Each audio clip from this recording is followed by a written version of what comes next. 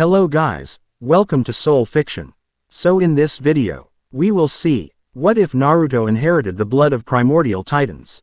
If you enjoy these kinds of stories, don't forget to show us some love by hitting the like button and subscribing to the channel. Your support means the world to us. Now, let's start the story. Chapter 1. Awakening Titans. The kunai whistled past Naruto's ear, close enough that he felt the air disturb his blonde hair. His body reacted before his mind could process the danger, dropping into a crouch, muscles coiling, then launching into a backwards flip that carried him to the branch of a massive oak. 3 more kunai thudded into the bark where he'd stood a heartbeat earlier. "You're getting sloppy, Naruto," Kakashi called from somewhere in the forest canopy, his voice deliberately projected to mask his location. An enemy wouldn't miss. Naruto grinned, wiping sweat from his brow. "Maybe I wanted them to miss." "Ever think of that, Kakashi-sensei?" The training exercise had begun at dawn, a simple mission simulation that had evolved into a grueling 6-hour chase through the forests outside Konoha. At 17, Naruto had grown both in stature and skill, his frame taller and more defined, his tactics sharper. Yet Kakashi still insisted on these periodic assessments, claiming that peace made shinobi complacent. Naruto closed his eyes, extending his senses through the forest. The chirping birds, the rustling leaves, the subtle displacement of air, all formed a tapestry of information.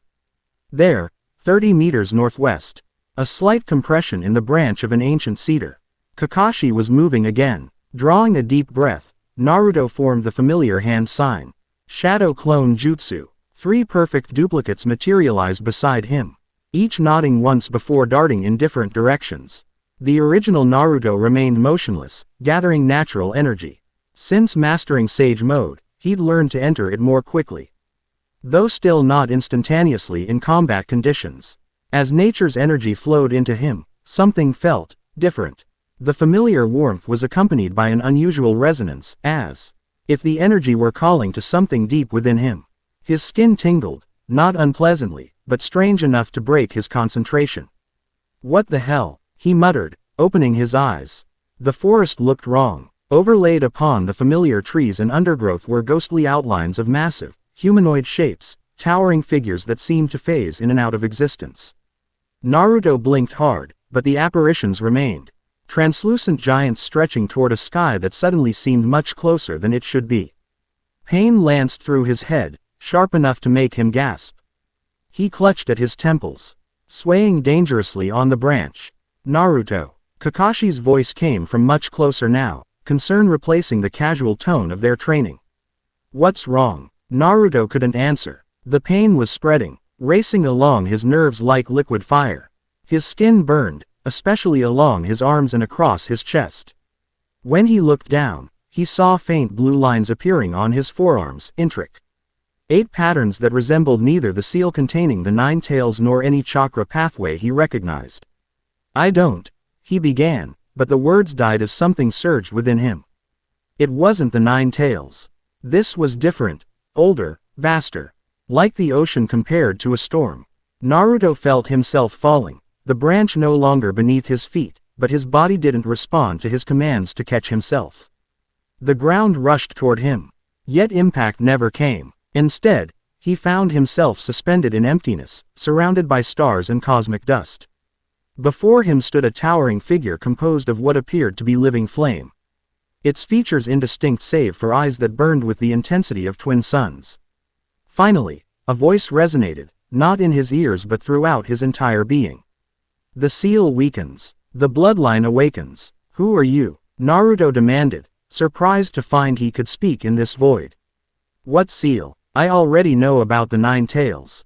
The burning titan regarded him with those stellar eyes. "Before the tailed beasts, before chakra itself, we were the primordials, the titans. And you, child of 2 worlds, carry our blood." The figure reached toward him with a hand of flame. "The first awakening begins. Remember who you are, Naruto Uzumaki. Remember what flows in your veins beyond the legacy of mortal shinobi." The flaming hand touched Naruto's chest, and the void exploded into blinding light. "Yuto." Naruto. Reality crashed back. Kakashi's voice, urgent and concerned. Naruto's eyes snapped open to find his former sensei kneeling beside him, one hand on his shoulder, the other raised in preparation for a medical jutsu. What happened? Kakashi asked, visible eye narrowed in concern. Naruto sat up slowly, surprised to find himself on the forest floor with no pain from a fall. Had Kakashi caught him? His skin no longer burned, though a lingering warmth remained centered in his chest. I'm not sure, he admitted, glancing at his arms. The blue markings were gone. Skin unmarked save for the whisker-like birthmarks on his cheeks. I was gathering natural energy, and then. He hesitated. How could he explain visions of cosmic titans and claims of some unknown bloodline? It sounded insane even to him. Kakashi watched him closely. And then, vertigo, I think. Maybe I've been pushing too hard lately.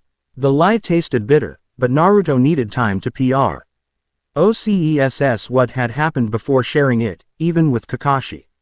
His former sensei didn't appear convinced. Your chakra fluctuated in a way I've never sensed before. It wasn't the Nine Tails chakra, either. Naruto stood, brushing dirt from his black and orange jacket. Probably just a weird interaction with Sage Mode. I'm fine now. Kakashi's noncommittal hum spoke volumes about his skepticism. Perhaps we should have Sakura take a look at you when we return to the village. That's not. A distant explosion cut off Naruto's protest. Both shinobi turned toward Konoha, where a plume of smoke was rising above the eastern wall. Training's over, Kakashi said, all business now. Let's move. They raced through the forest, leaping from branch to branch with practiced efficiency. As they neared the village, Naruto felt a strange resonance building again, not painful this time but insistent, like a compass needle straining toward magnetic north. The eastern gate was chaos when they arrived. A section of the wall had been reduced to rubble, and Konoha shinobi were engaged with a group of attackers dressed in unfamiliar gray armor. Their headbands bore no village symbol, just a circular emblem containing what appeared to be a stylized eye. Reinforce the perimeter, Shikamaru shouted from atop the remaining wall section, directing Chunin into defensive formations. He spotted Naruto and Kakashi. Relief briefly crossing his face. Unknown hostiles. At least Jonin level. They broke through without triggering any alarms. Naruto's eyes narrowed as he scanned the battlefield. The attackers moved with extraordinary coordination, their jutsu unfamiliar but devastatingly effective. One woman with long silver hair directed what appeared to be liquid mercury with hand gestures alone. The metallic substance forming spears and shields that conventional weapons couldn't penetrate. I'll take the north quadrant, Kakashi said, already forming hand signs. They're here for something specific, Naruto interrupted. The strange resonance growing stronger. Look at their pattern. They're creating a corridor toward the Hokage Tower. Kakashi nodded, reassessing. You're right. Tsunade is in a diplomatic meeting with envoys from the Land of Iron. This could be an assassination attempt. I'll cut them off, Naruto decided, already moving. He intercepted the Mercury-wielding G-woman as she liquefied a section of street to trap two Konoha Chunin. Without hesitation, Naruto formed a Rasengan, the spiraling chakra sphere humming with energy as he drove it toward her exposed flank. The woman turned at the last possible moment, mercury surging upward to form a shield. The Rasengan struck the metallic barrier, and something unexpected happened. Instead of the usual explosive collision, Naruto felt his chakra connect with the mercury, as if establishing a resonance. The strange warmth in his chest flared, and suddenly he could feel the composition of the metal, its molecular structure. The chakra infused within it. Without conscious thought, he adjusted his Rasengan, matching its frequency to the mercury's resonance, then inverting it. The shield didn't shatter, it simply fell apart, mercury raining harmlessly to the ground as its chakra bond dissolved. The silver-haired woman's eyes widened in shock. Impossible, she whispered. Then, louder, to her companions, it's him. The vessel. Change of plans. The coordinated attack pattern immediately shifted, the unknown shinobi disengaging from their individual battles to converge on Naruto's position. What the hell? Naruto backed up, creating distance while forming his signature cross-shaped hand sign. Shadow Clone Jutsu. A dozen clones appeared, but as they did, that same resonance flared within him. The clones that materialized were different. Each bore faint blue markings on their exposed skin, patterns similar to what Naruto had glimpsed in the forest. The lead attacker, a broad-shouldered man with a scar bisecting his left eye, stopped short. "The awakening has begun," he said, voice carrying across the battlefield. Lord Kato was right. He raised a hand, revealing a palm marked with the same eye symbol as their headbands. "Secure the vessel. Kill anyone who interferes." "I don't know what you're talking about," Naruto called back, "but attacking my home was your first mistake. Your saint will be assuming I'm going anywhere with you." The resonance within him continued to build, a pressure-seeking release. The Nine Tails chakra remained dormant, but something else stirred, something that felt simultaneously foreign and intimately familiar, like a long-forgotten memory returning. 5 attackers moved in perfect synchronization, forming hand signs Naruto didn't recognize. The ground beneath him trembled, then erupted in geometric patterns of light that formed a complex seal. "Binding art. Primordial chains." The scarred leader intoned. Ethereal chains burst from the seal, wrapping around Naruto and his clones. Where they touched, the chains seared into flesh, not with heat but with a cold so intense it burned. His clones dispelled immediately upon contact, leaving only the original Naruto ensnared. "The vessel is secured," the silver-haired woman announced, approaching cautiously. "Prepare for extraction." Pain radiated from where the chains bound him, but beneath it, Naruto felt that other presence stirring more insistently. The blue markings reappeared on his skin, glowing with increasing intensity. "I said," Naruto gritted through clenched teeth, "I'm not going anywhere." Something broke loose within him. Not the familiar rush of the Nine Tails chakra, but something more elemental. The air around him superheated instantly, moisture evaporating in a sudden hissing cloud. The chains binding him didn't melt or break. They simply ceased to exist, the complex chakra construct nullified by the energy now radiating from Naruto's body. His vision sharpened, colors becoming more vivid, movements slowing as his perception accelerated. The blue markings on his skin pulsed in time with his heartbeat, now extending across his chest and up his neck. The attackers hesitated, their confidence visibly shaken. "What is this?" the scarred leader demanded. The reports said nothing of manifestation this advanced. Naruto didn't understand what was happening to him. But one thing was clear, these people knew something about it. He took a step forward, surprised to find the ground beneath his foot scorched by his mere presence. "You attacked my village," he said, voice overlaid with a harmonic resonance that wasn't entirely his own. "You endangered my friends. Now you're going to tell me exactly who you are and what you want with me." The silver-haired woman made a quick hand sign, and the mercury rose from the ground, forming into dozens of needle-like projectiles that launched toward Naruto from all directions. Naruto didn't dodge, he didn't need to. As the mercury approached, it slowed, then stopped entirely a foot from his body, suspended in midair as if time itself had paused. With a casual gesture, Naruto sent the projectiles harmlessly into the ground. The woman stumbled back. "This isn't possible. The bloodline shouldn't be this active without the catalyst." "Last chance," Naruto warned, the ground beneath him beginning to fracture from the energy he was emitting. "What do you want?" Instead of answering, the scarred leader made a complex series of hand signs, then slammed his palm to the ground. "Ancestral art. Void corridor." A swirling portal of darkness opened behind the attackers. "Retreat," the leader ordered. "The vessel is too unstable. We need the suppressor." As the unknown shinobi began disappearing into the portal, Naruto moved with unprecedented speed. Appearing beside the silver-haired woman before she could react, he grasped her wrist, preventing her escape. "You're not going anywhere until I get answers," he said. Her eyes widened, not in fear but in something like reverence. "The Flame Titan favors you," she whispered. "Your eyes, they burn like stars." Before Naruto could respond, a kunai streaked toward them, striking the woman in the shoulder. Not a killing blow, but precisely placed to sever a nerve cluster. Her arm went limp in Naruto's grasp.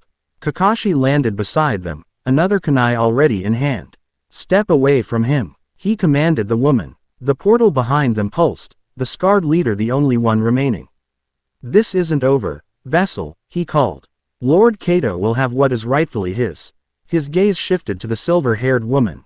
"Yua knows the price of failure." The woman, Yua, tensed in Naruto's grip. No, I can still. The leader made a single hand sign, and Yua screamed, clutching at her head. The circular eye symbol on her headband began to glow with sickly purple light. Dead man's trigger, Kakashi realized, moving to intercept, but it was too late. Yua's body convulsed, then went rigid. Her eyes rolled back, revealing only whites, and her skin began to crack like porcelain, dark energy seeping from the fissures. What's happening to her? Naruto demanded, still holding her wrist. Some kind of suicide jutsu, Kakashi replied grimly. We need to. Naruto didn't wait for him to finish. Acting on instinct, he placed his free hand on Yua's forehead, directly over the glowing symbol. The blue markings on his skin pulsed brighter, extending down his arms to his fingertips, where they connected with the purple energy consuming the woman. For a moment, both energies flared in a blinding display. Then, remarkably, the purple light began to recede, drawn into Naruto's palm like water into parched earth. Yua's convulsions subsided, the cracks in her skin closing. When the last of the foreign energy disappeared, she collapsed, unconscious but alive. The symbol on her headband had vanished completely. Naruto turned toward the portal, but the scarred leader was already gone. The dark passage collapsing in on itself until it winked out of existence. As the immediate danger passed, Naruto became aware of the village around them. The battle had ceased. The remaining attackers either captured or escaped. Konoha shinobi were securing the perimeter and tending to the wounded. And many of them were staring at him. He glanced down and understood why. The blue markings still covered his exposed skin, pulsing with inner light. He could feel the strange energy coursing through him, foreign yet familiar, powerful yet controlled. Naruto, Kakashi said quietly, stepping closer. Your eyes. Quote. Before Naruto could ask what he meant, the energy that had sustained him suddenly receded, flowing back to whatever internal reservoir had housed it.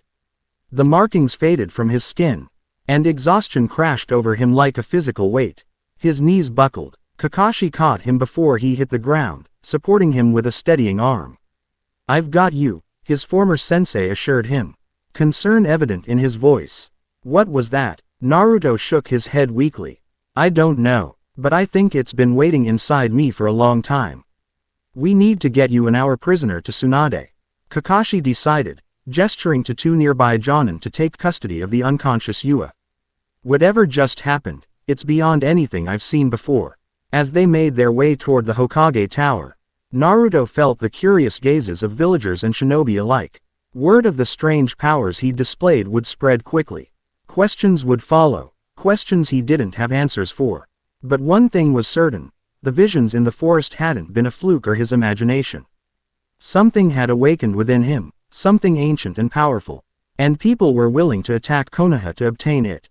The Hokage's office was crowded when they arrived. Tsunade stood behind her desk, expression severe as she conferred with Shikaku Nara and several Anbu captains. The Samurai envoys from the Land of Iron were conspicuously absent. Ah, here's our guest of honor, Tsunade remarked as Naruto entered, supported by Kakashi. Her tone was dry, but concern flickered in her eyes. Apparently you've developed yet another troublesome ability. Care to explain? Naruto straightened, determined not to appear weak despite his exhaustion. I wish I could. 1 minute I was training with Kakashi-sensei.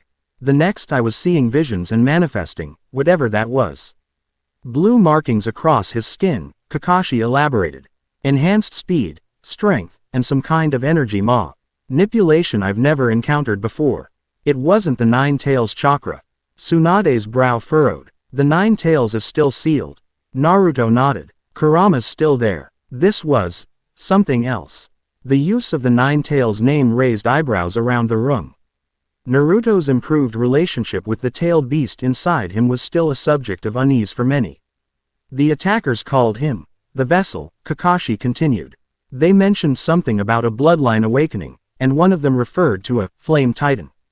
Tsunade went very still. What did you say? Flame titan, Kakashi repeated. Does that mean something to you, Lady Tsunade? Instead of answering immediately, Tsunade turned to the Anbu captains. Continue the perimeter sweep. I want every inch of the village secured. Shikaku, coordinate with intelligence to identify our attackers. Once they had filed out, leaving only Naruto, Kakashi, And Tsunade sank into her chair with a heavy sigh. "Sit down, Naruto," she said, gesturing to a chair. "This may take a while." Naruto complied, grateful to take weight off his shaky legs. "You know what's happening to me, don't you?" "Not exactly," Tsunade admitted. "But I've heard stories. Old legends, mostly. Things my grandfather used to mention after too much sake." She opened a drawer in her desk and removed a small, weathered scroll, its case decorated with symbols similar to the markings that had appeared on Naruto's skin. "The first Hokage collected accounts of powers that predated the shinobi world," she explained, carefully unrolling the ancient document. "Most were dismissed as myth or exaggeration, but he insisted some had basis in fact." The scroll contained elegant calligraphy surrounding detailed illustrations of towering humanoid figures. Each possessed distinct features, one wreathed in flame, another composed of living stone, a third flowing like water. "The Primordial Titans," Tsunade read. "Entities said to exist before chakra was introduced to humanity. According to these accounts, they were neither gods nor demons, but something else entirely, fundamental forces given consciousness." Naruto leaned forward, drawn to the illustration of the flame-wreathed figure. It matched what he'd seen in his vision. "That one," he said, pointing. "That's what I saw when I collapsed in the forest." Tsunade's eyes widened slightly. "You actually saw one. More like, communicated with it. It said something about a seal weakening and a bloodline awakening." Naruto frowned, trying to recall the exact words. "It said I was a child of two worlds and carried their blood." Quote, "That's unprecedented." Tsunade exchanged a concerned look with Shizune. "The legends mention human vessels who could channel Titan energy, but they were thought to have died out centuries ago. Long before the founding of the hidden villages." "If that's true," Kakashi interjected, "then how did Naruto come to possess this bloodline? And why is it only manifesting now?" Tsunade tapped the scroll thoughtfully. "The attackers mentioned a catalyst. Perhaps something triggered the dormant ability.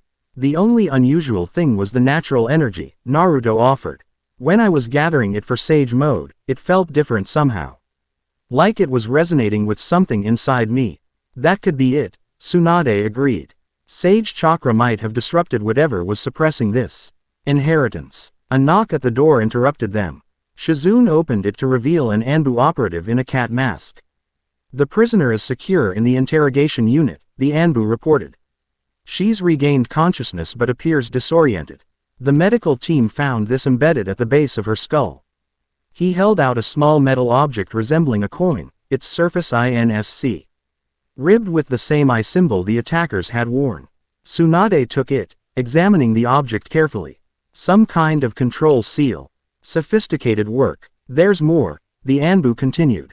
When removed, it revealed a tattoo beneath, a circle containing 9 points arranged in a specific pattern. "Intelligence believes it may be a map." "A map to what?" Naruto asked. "Unknown. But the prisoner keeps asking for you, Naruto Uzumaki. She says only the Titan blood can understand what she needs to share." Naruto stood, ignoring the lingering weakness in his limbs. "Then I should talk to her." "Absolutely not," Tsunade countered. "We don't know enough about these people or what they want with you. It could be a trap. Or it could be our only chance to get answers," Naruto argued. "These people attacked our village because of me. I need to know why."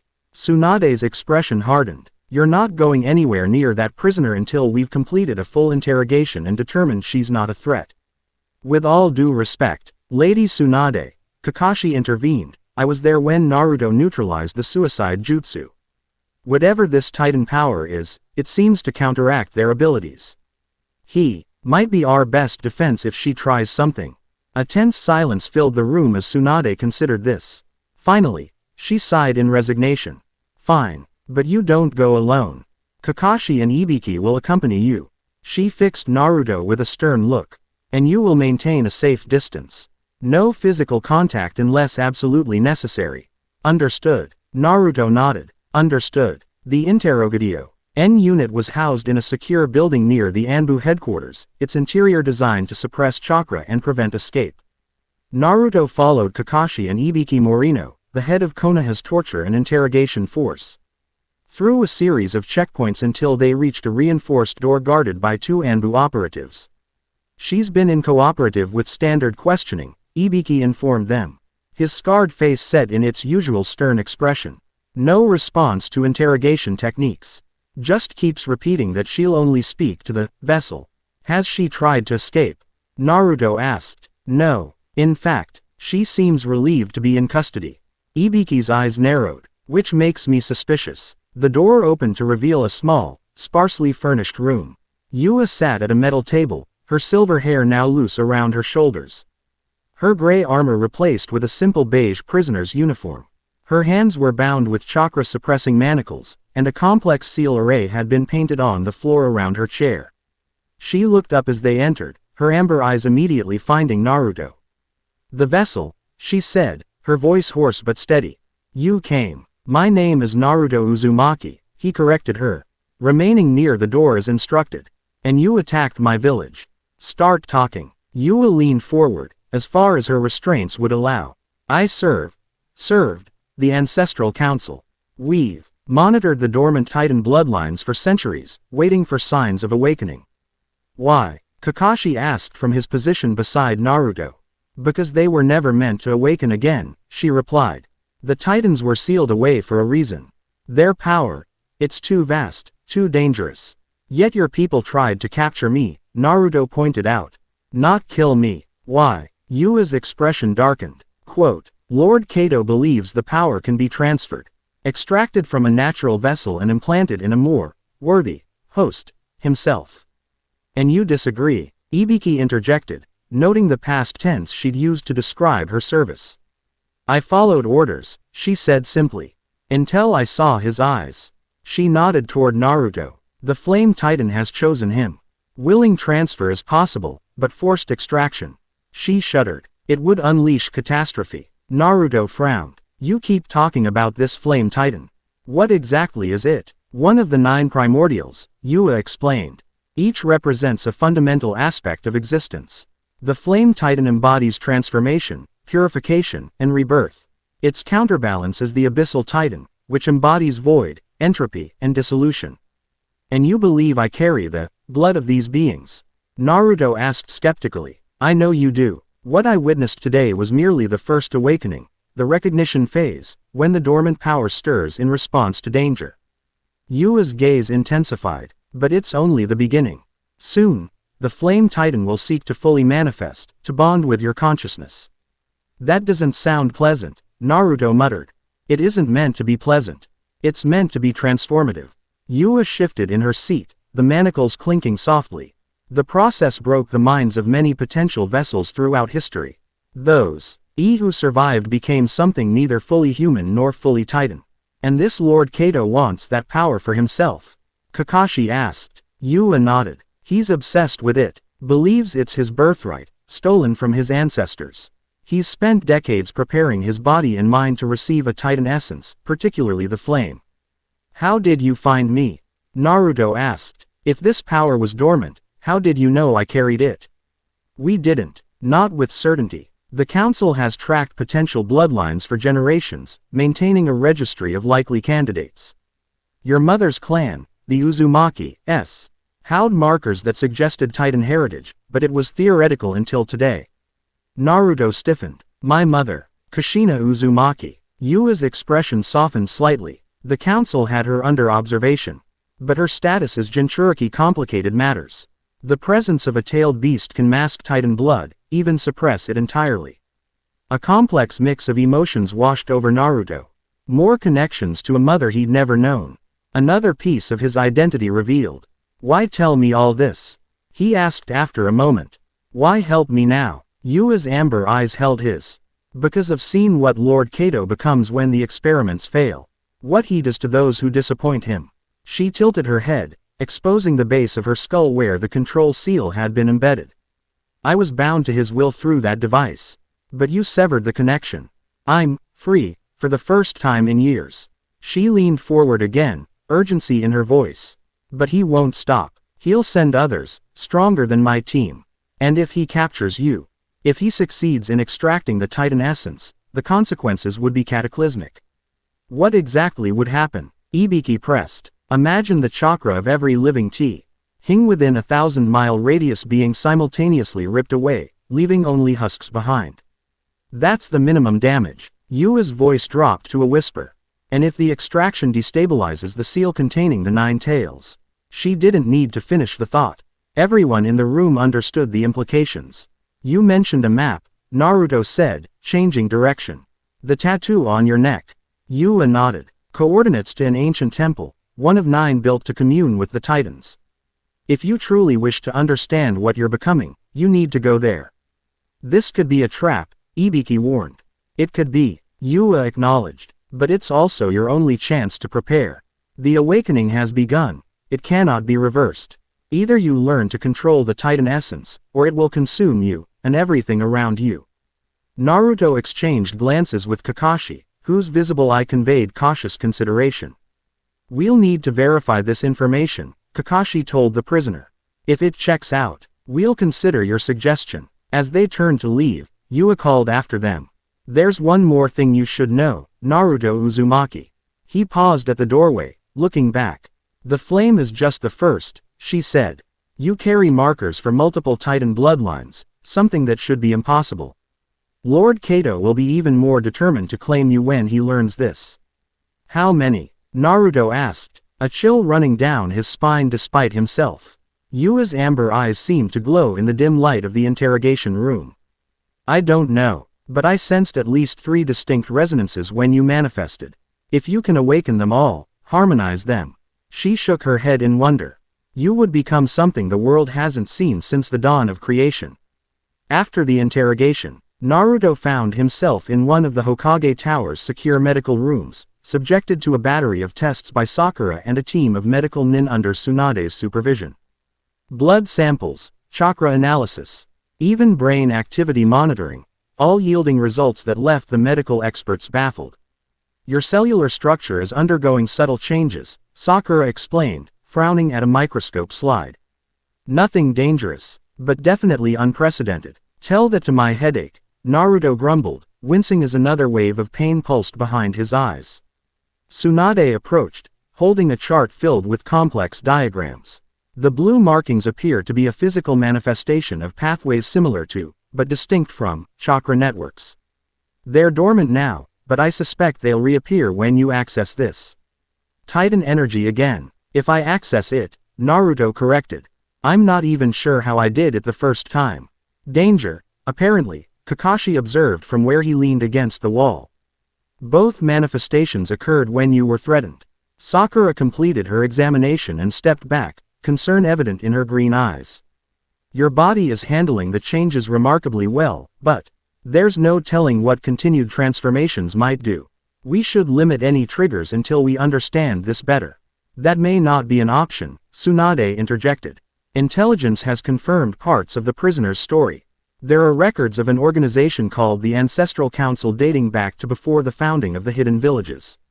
And the temple she described appears on ancient maps of the Land of Whirlpools, the original home of the Uzumaki clan. Naruto perked up at this. Then I need to go there. If this temple has answers about my mother's clan, about this Titan blood. Not so fast, Tsunade interrupted. We're still verifying whether this is a trap. The Land of Whirlpools was destroyed decades ago. Whatever remained would be ruins at best. All the more reason to investigate before these Ancestral Council people return in force, Naruto argued. Better to face them on our terms than theirs. A commotion in the hallway interrupted their discussion. Moments later, Shizune burst into the room. Face flushed with exertion. Lady Tsunade. The prisoner. She's gone. What? How? Tsunade demanded. We don't know. Her cell is empty, but there are no signs of forced exit. The guards saw nothing, and the security seals weren't triggered. Kakashi straightened from his casual pose. Could she have had an accomplice inside the village? Possibly, Shizune admitted. But there's something else. She left this. She held out a small scroll, sealed with wax bearing the same circular eye symbol. Tsunade took it cautiously, checking for traps before breaking the seal. As she unrolled it, her eyes widened. It's addressed to you, Naruto, she said, handing him the scroll. The message was brief, written in elegant script. Vessel of Flames, forgive my departure, but I cannot risk the council tracking me to your village again. The coordinates are genuine. Seek the Temple of Eternal Flame in the ruins of Uzushiogek. Vessel of Flames, forgive my departure, but I cannot risk the council tracking me to your village again. The coordinates are genuine. Seek the Temple of Eternal Flame in the ruins of Uzushiogek. What awaits you there is not just knowledge but heritage, a legacy your mother protected until her final breath. The Ancestral Council moves swiftly. Lord Kato will send the Suppressor next, one whose blood carries the Void Titan's essence. Do not face this enemy alone. I go to seek others who might aid your cause. Look for me when the third moon of autumn rises full. Yua, P.S. Trust the eyes that see beyond the veil. They have watched over you longer than you know. Naruto read the message twice before passing it to Kakashi. The third moon of autumn, Kakashi mused. That's nearly 2 months away. She mentioned my mother, Naruto said quietly. Said she protected this legacy until her death. Tsunade's expression softened slightly. Kushina was extraordinary in many ways. If she carried this Titan bloodline, it would explain certain anomalies in her abilities. Like what? Naruto asked eagerly. Her chakra had unusual properties, particularly against sealing techniques. She could disrupt them in ways that shouldn't have been possible. Tsunade shook her head. We attributed it to the Uzumaki clan's natural affinity for sealing jutsu, but perhaps it was something more. And this suppressor Yua mentioned? Sakura asked. Nothing good, judging by the name. Kakashi replied dryly. Someone specifically equipped to counteract Naruto's abilities, I'd guess. Naruto slid off the examination table, determination settling over him like armor. Then I need to be ready. And that means finding this temple. Tsunade folded her arms, her legendary stubbornness evident in her stance. You're not going anywhere without proper backup. If this ancestral council is as dangerous as they appear, sending you alone would be irresponsible. I'm not suggesting going alone, Naruto clarified. But I do need to go. You read what Yua wrote. This is about my heritage. My mother's legacy. A tense silence filled the room as Tsunade considered his words. Finally, she sighed. Fine. We'll assemble a team. But, she added, raising a finger before Naruto could celebrate. You will follow protocols. No heroics, no unnecessary risks. If this turns out to be a trap, you retreat immediately. Understood. Naruto nodded, relief washing over him. Understood. Good. Kakashi will lead the mission. Sakura, you'll go as medical support. We'll add one more for balance, perhaps Sai, given his reconnaissance abilities. Actually, Kakashi interjected, there's someone else I think would be particularly useful for this mission. Tsunade raised an eyebrow. Who? Hinata Hyuga, Kakashi replied. The Byakugan might be especially valuable. If we're dealing with unfamiliar energy signatures and ancient structures. Plus, her fighting style is excellent for close-quarter protection. Naruto blinked in surprise. He hadn't worked directly with Hinata in some time. Their missions rarely overlapping since the war. The suggestion made tactical sense, though, the Byakugan's ability to see chakra networks might provide insights into these Ainge new pathways developing in his body. A solid recommendation, Tsunade agreed after brief consideration. Hinata it is. You'll depart tomorrow at dawn. I suggest you all get some rest. Naruto, that means you're staying in the medical ward tonight for observation. But I feel fine now, he protested. Humor me, Tsunade replied, her tone making it clear this was not a request. If you start rowing horns or breathing fire in your sleep, I'd prefer you did it where medical professionals can respond. As the others filed out to prepare for the mission, Naruto settled back on the examination table with a sigh. Despite his external compliance, his mind raced with questions. What exactly was awakening within him? How had his mother been involved? And most pressingly, could he control this power? Or would it ultimately control him? The blue markings had faded from his skin, but he could still feel something stirring beneath the surface, like embers waiting to be fanned into flame. The Titan had called him, Child of Two Worlds. Soon, he would discover what that truly meant. Dawn arrived with the soft pastels of early autumn painting the sky. Despite Tsunade's orders, Naruto had slept poorly. his dreams filled with cosmic vistas and towering figures of elemental power. More than once, he'd awakened to find the blue markings glowing faintly on his arms, pulsing in rhythm with his heartbeat before fading as consciousness fully returned. Now he stood at Konoha's main gate with his assembled team, Kakashi, calm and collected as always, Sakura, methodically checking her medical supplies, and Hinata, her posture reflecting quiet confidence that hadn't been there in their younger days. The coordinates point to the northern coast of the former land of whirlpools, Kakashi explained, unfolding a map. We'll travel northeast through the land of fire, then cross into coastal territory. 3 days' journey if we maintain good pace. What do we know about the current state of Uzushiogakure? Sakura asked. Very little, Kakashi admitted. After its destruction during the Second Shinobi World War, the area was largely abandoned. Reports suggest the ruins are partially submerged due to tidal changes. And unusual weather patterns persist in the region. Unusual how? Naruto questioned. Localized storms, unexpected calm areas, compass irregularities. Kakashi rolled up the map. Some attribute it to lingering effects of the sealing techniques the Uzumaki clan was known for. Hinata activated her Byakugan briefly, scanning the area around them. We're clear, she reported. No signs of surveillance. Naruto glanced at her, still adjusting to the subtle changes in her demeanor. The war had changed them all, but Hinata's transformation from shy, hesitant girl to composed, capable kunoichi was perhaps the most striking. Her long indigo hair was now typically worn in a practical braid for missions, and her traditional lavender jacket had been replaced with more streamlined combat attire in similar hues. Thanks, he said with a smile. Good to have your eyes on this mission. A faint blush colored her cheeks, but her voice remained steady. Lady Tsunade briefed me on what happened. I'll monitor your chakra network for any changes. Speaking of which, Sakura interjected, turning to Naruto, any symptoms since last night? Headaches. Unusual sensations. Naruto hesitated, debating whether to mention the glowing markings during his dreams. Nothing serious, he decided. Just awareness, I guess.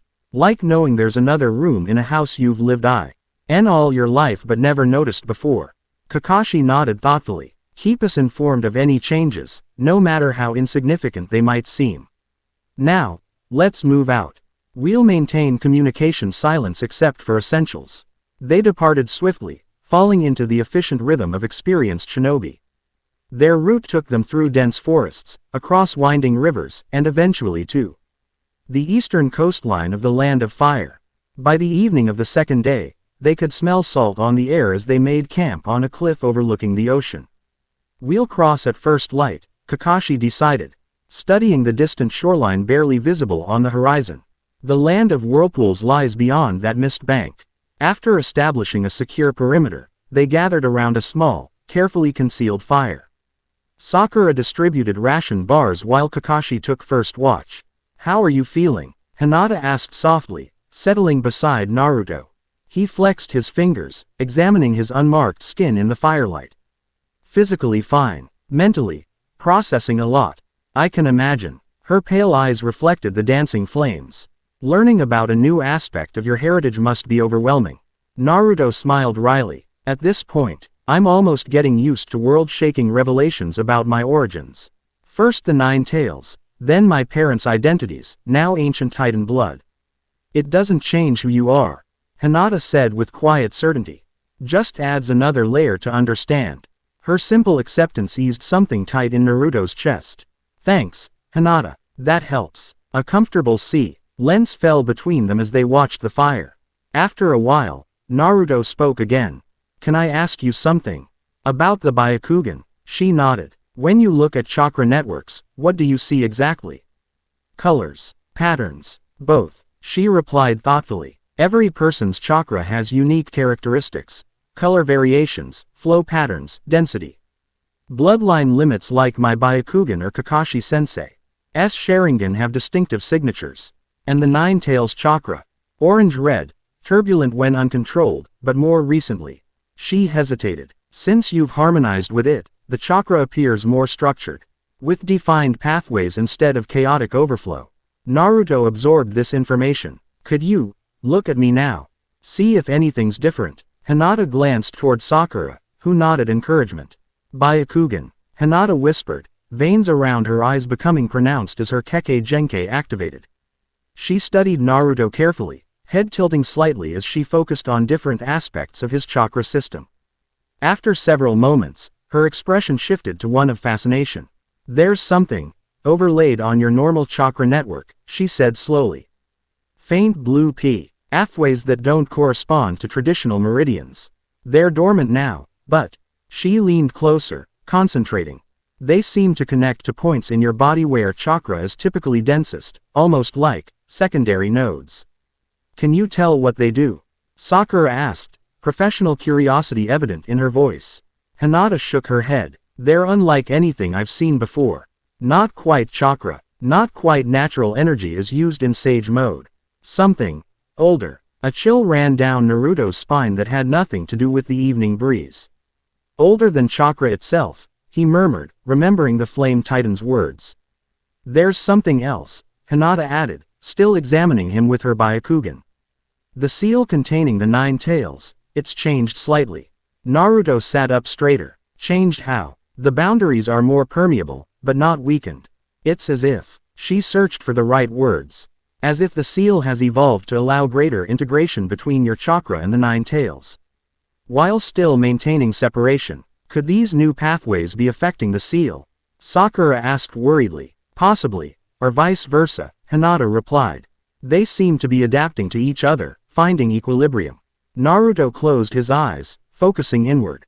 The familiar presence of Kurama was there, but the fox had been unusually quiet since the incident in the forest. Kurama, he called mentally. You've been awfully silent. Care to share your thoughts on all this? Within the mindscape, the massive fox regarded him with ancient eyes. I've been observing, Kurama rumbled. These energies, they're familiar to me. Though I haven't encountered them since long before I was sealed within you. You know about the Titans. Kurama's tails swished thoughtfully. The Sage of 6 HS spoke of powers that preceded even his mother's arrival on this world. Entities neither god nor demon, but fundamental aspects of reality given form. We-tailed beasts contain fragments of the 10 tails chakra, but the Titans. They were something else entirely. And now their power is awakening in me, Naruto said. Why now? Why me? Perhaps because you're finally ready, the fox suggested. Or perhaps because the world needs such power once more.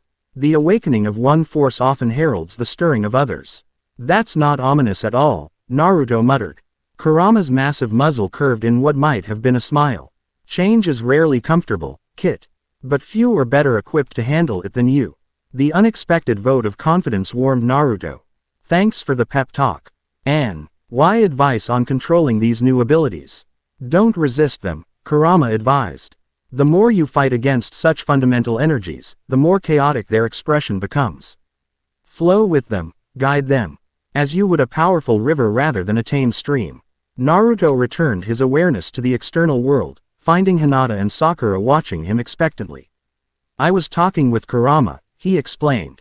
He knows something about the Titans, says they're powers that existed even before the Sage of 6 Mother came to our world.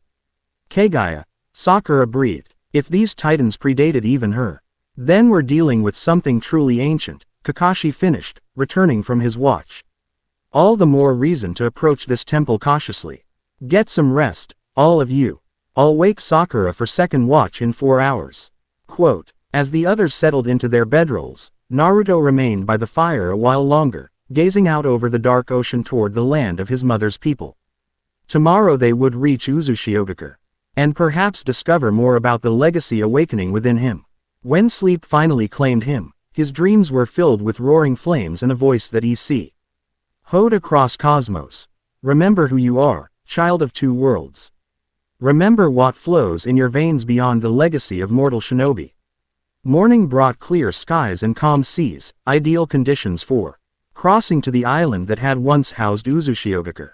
Kakashi summoned Pakun and his other ninkin to scout ahead, while the team prepared a small boat concealed in a nearby cove. The mist surrounding the island is unnatural, Kakashi warned as they set out. Navigation instruments won't be reliable once we enter it. Hinata nodded. I'll use my Byakugan to guide us. The journey began smoothly enough. the boat slicing through gentle waves under Sakura's capable control.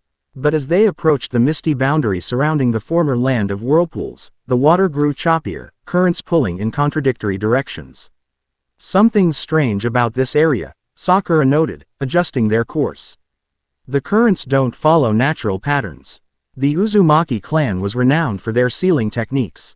Kakashi explained. Some accounts suggest they created a complex barrier system around their island, designed to disorient and misdirect unwanted visitors. As they entered the mist, visibility dropped dramatically. The air grew thick with moisture, sounds muffled and distorted.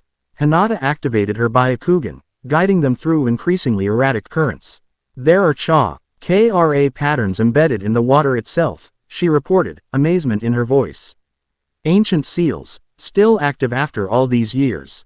Naruto felt a strange resonance as they progressed deeper into mist. Not the fiery surge he'd experienced before, but something subtler, like recognition. The blue markings didn't appear on his skin, but he could feel them humming beneath the surface. I think the seals are responding to me, he said, trailing his fingers in the water. Where he touched, the erratic currents calmed momentarily. Your Uzumaki blood, Kakashi suggested. The seals might recognize it. Or your Titan blood, Sakura added, if there's a connection. After nearly an hour of careful navigation, the mist began to thin. Shapes emerged from the whiteness, jagged silhouettes of broken structures. The skeletal remains of a once great village. Uzushiogakure, the village hidden in the whirlpools, now little more than ruins partially reclaimed by the sea. As they approached the shore, Naruto felt a shiver of connection. This was the land of his mother's people, destroyed decades before his birth. Despite never having visited before, something about it felt like coming home. They secured the boat on a small, rocky beach surrounded by fallen stonework. Spiral patterns, the symbol of the Uzumaki clan, were carved into many of the blocks, weathered but still recognizable. According to the coordinates, Kakashi said, consulting the map, the Temple of Eternal Flame should be inland, near the center of what was once the village proper. Which direction? Naruto asked, scanning the overgrown ruins. Hinata pointed toward a distant hill where the remains of larger structures were visible. That way, I can see unusual chakra concentrations in that area, different from the seals in the water, more concentrated. They moved cautiously through the ruins, alert for traps or signs of other visitors. Nature had reclaimed much of Uzushiogakure. Vines cloaked toppled buildings. Trees grew through what had once been streets, and in some areas, the ground had subsided to create pools of seawater where houses had stood. Yet despite the destruction, there was a serene beauty to the place, a dignity in how the village had returned to nature rather than being rebuilt by others. It's hard to believe this was once one of the most advanced shinobi villages, Sakura remarked softly, examining intricate seal work on a partially intact wall. The Uzumaki clan's sealing techniques were unrivaled, Kakashi said, which made them both valued allies and feared enemies. Their Seishin was a collaborative effort by several nations who feared their power. Naruto absorbed this information in silence, a complex mix of pride and sorrow washing over him. This was part of his heritage, a legacy of brilliance cut short by fear and violence. As they approached the central hill, the remnants of a more substantial structure came into view. Unlike the surrounding buildings, this one appeared to have weathered the destruction better, its circular foundation largely intact, supporting broken columns that once upheld a massive dome. The temple, Hinata confirmed, her Byakugan active. The chakra concentration is strongest here. And there's something else, beneath it. A lower level, Kakashi asked. She nodded. Extensive. The temple we see is merely the surface portion of a much larger complex. As they drew closer, Naruto felt the resonance growing stronger. The blue markings began to appear on his skin, faint but visible, pulsing gently like bioluminescence. It's responding to this place, he said, examining his forearms. Or I am. Your vitals are steady, Sakura assured him after a quick check. No signs of distress, different from when you manifested during the attack. They reached the temple entrance, a massive doorway framed by partially collapsed pillars. Symbols similar to those Naruto had seen in his vision were carved into the stone, arranged in patterns that seemed to flow like fire frozen in time. Can anyone read these inscriptions? Sakura asked, studying the unfamiliar script. They're not in any language I recognize, Kakashi admitted. Predating modern writing systems, perhaps. Quote, Naruto approached the doorway, drawn by an instinct he couldn't explain. As he neared the threshold, the blue markings on his skin brightened, now extending up his arms and across his chest. He raised a hand toward the central symbol above the doorway, a spiral surrounded by 9 points, similar to the tattoo described on Yua's neck. Naruto. Wait, Kakashi began, but too late. As Naruto's fingers touched the stone, the symbol flared with golden light. The ground trembled slightly, and dust fell from the remaining structure as ancient mechanisms activated deep within. The massive stone door, which had appeared immovable, began to slide open with a low, grinding sound. That was easier than expected, Sakura commented, raising an eyebrow. Blood recognition, perhaps, Kakashi suggested. Similar to the seals in the water. Beyond the doorway lay darkness, though as the opening widened, they could make out a vast circular chamber supported by intricately carved columns. At the center stood a raised dais, and above it, suspended in midair, flickered a small flame that burned without apparent fuel. Eternal flame indeed, Kakashi murmured. Hi, Nada scanned the chamber with her Byakugan. The room appears stable, no obvious traps. But there are active chakra pathways throughout the structure, similar to the seals we encountered in the mist. Let me go first, Naruto said, the markings on his skin now glowing steadily. The temple seems to be responding to whatever this is in me. Kakashi nodded reluctantly. Stay alert. We'll be right behind you. Naruto stepped through the doorway, the others following closely. As they entered, fixtures along the walls kindled into life. Not torches, but crystals that emitted a warm, golden light similar to the central flame. The chamber was massive, easily 100 feet in diameter, its dome ceiling now visible in the growing illumination. The walls were covered in murals depicting Tauren G figures reminiscent of the Titans from Naruto's vision, shown interacting with smaller human forms. 9 distinct entities were represented, each with unique characteristics, one wreathed in flame, another composed of flowing water. A third formed of living stone, and so on. It's a history, Kakashi realized, studying the murals. The relationship between these titans and humanity. Naruto approached the central dais where the flame hovered. As he drew near, the fire responded, growing larger and brighter, its color shifting from orange to a deep gold with blue undertones. It's beautiful, Hinata said softly. Her Byakugan deactivated now as she gazed at the flame with normal vision. Naruto felt drawn to the fire, not with the destructive fascination flames typically inspired, but with a sense of recognition, like greeting an old friend. Without conscious decision, he extended his hand toward it. Naruto, Sakura called in alarm. You don't know what it. It's okay, he assured her, somehow certain. It won't harm me. As his fingers touched the flame, he expected heat but felt instead a pleasant warmth that spread up his arm. The fire curled around his hand like a living thing, neither burning nor consuming, but connecting. The blue markings on his skin flared brightly in response, now covering his entire body in intricate patterns. Images flooded his mind, not forced upon him, but offered. Like pages of a book opened for his perusal, he saw the world in its infancy, raw and unformed.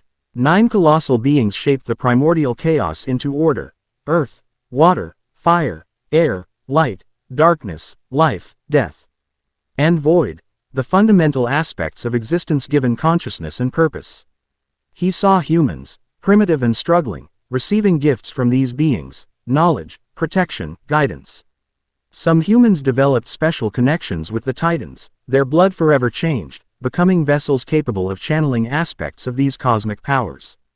He saw conflict, fear arising among some humans, worship among others, the vessels becoming objects of both reverence and dread. Wars fought over the knowledge they possessed, the abilities they demonstrated.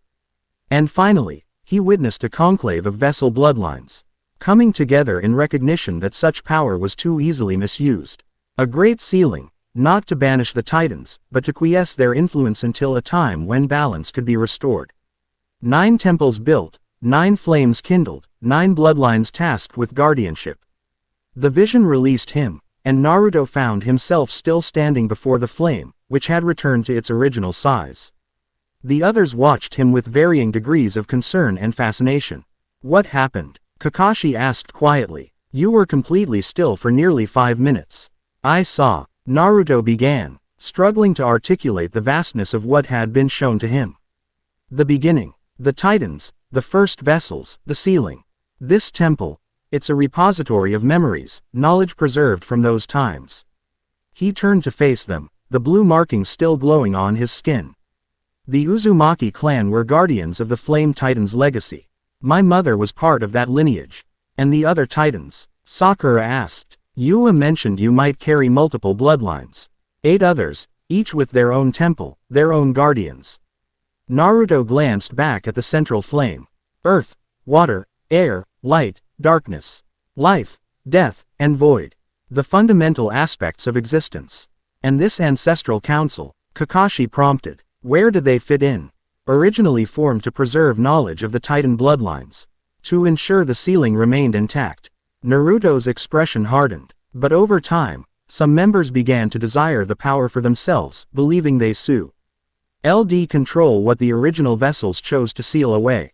A rumbling sound from deep within the temple interrupted their conversation. The floor trembled, dust and small stones falling from the ceiling.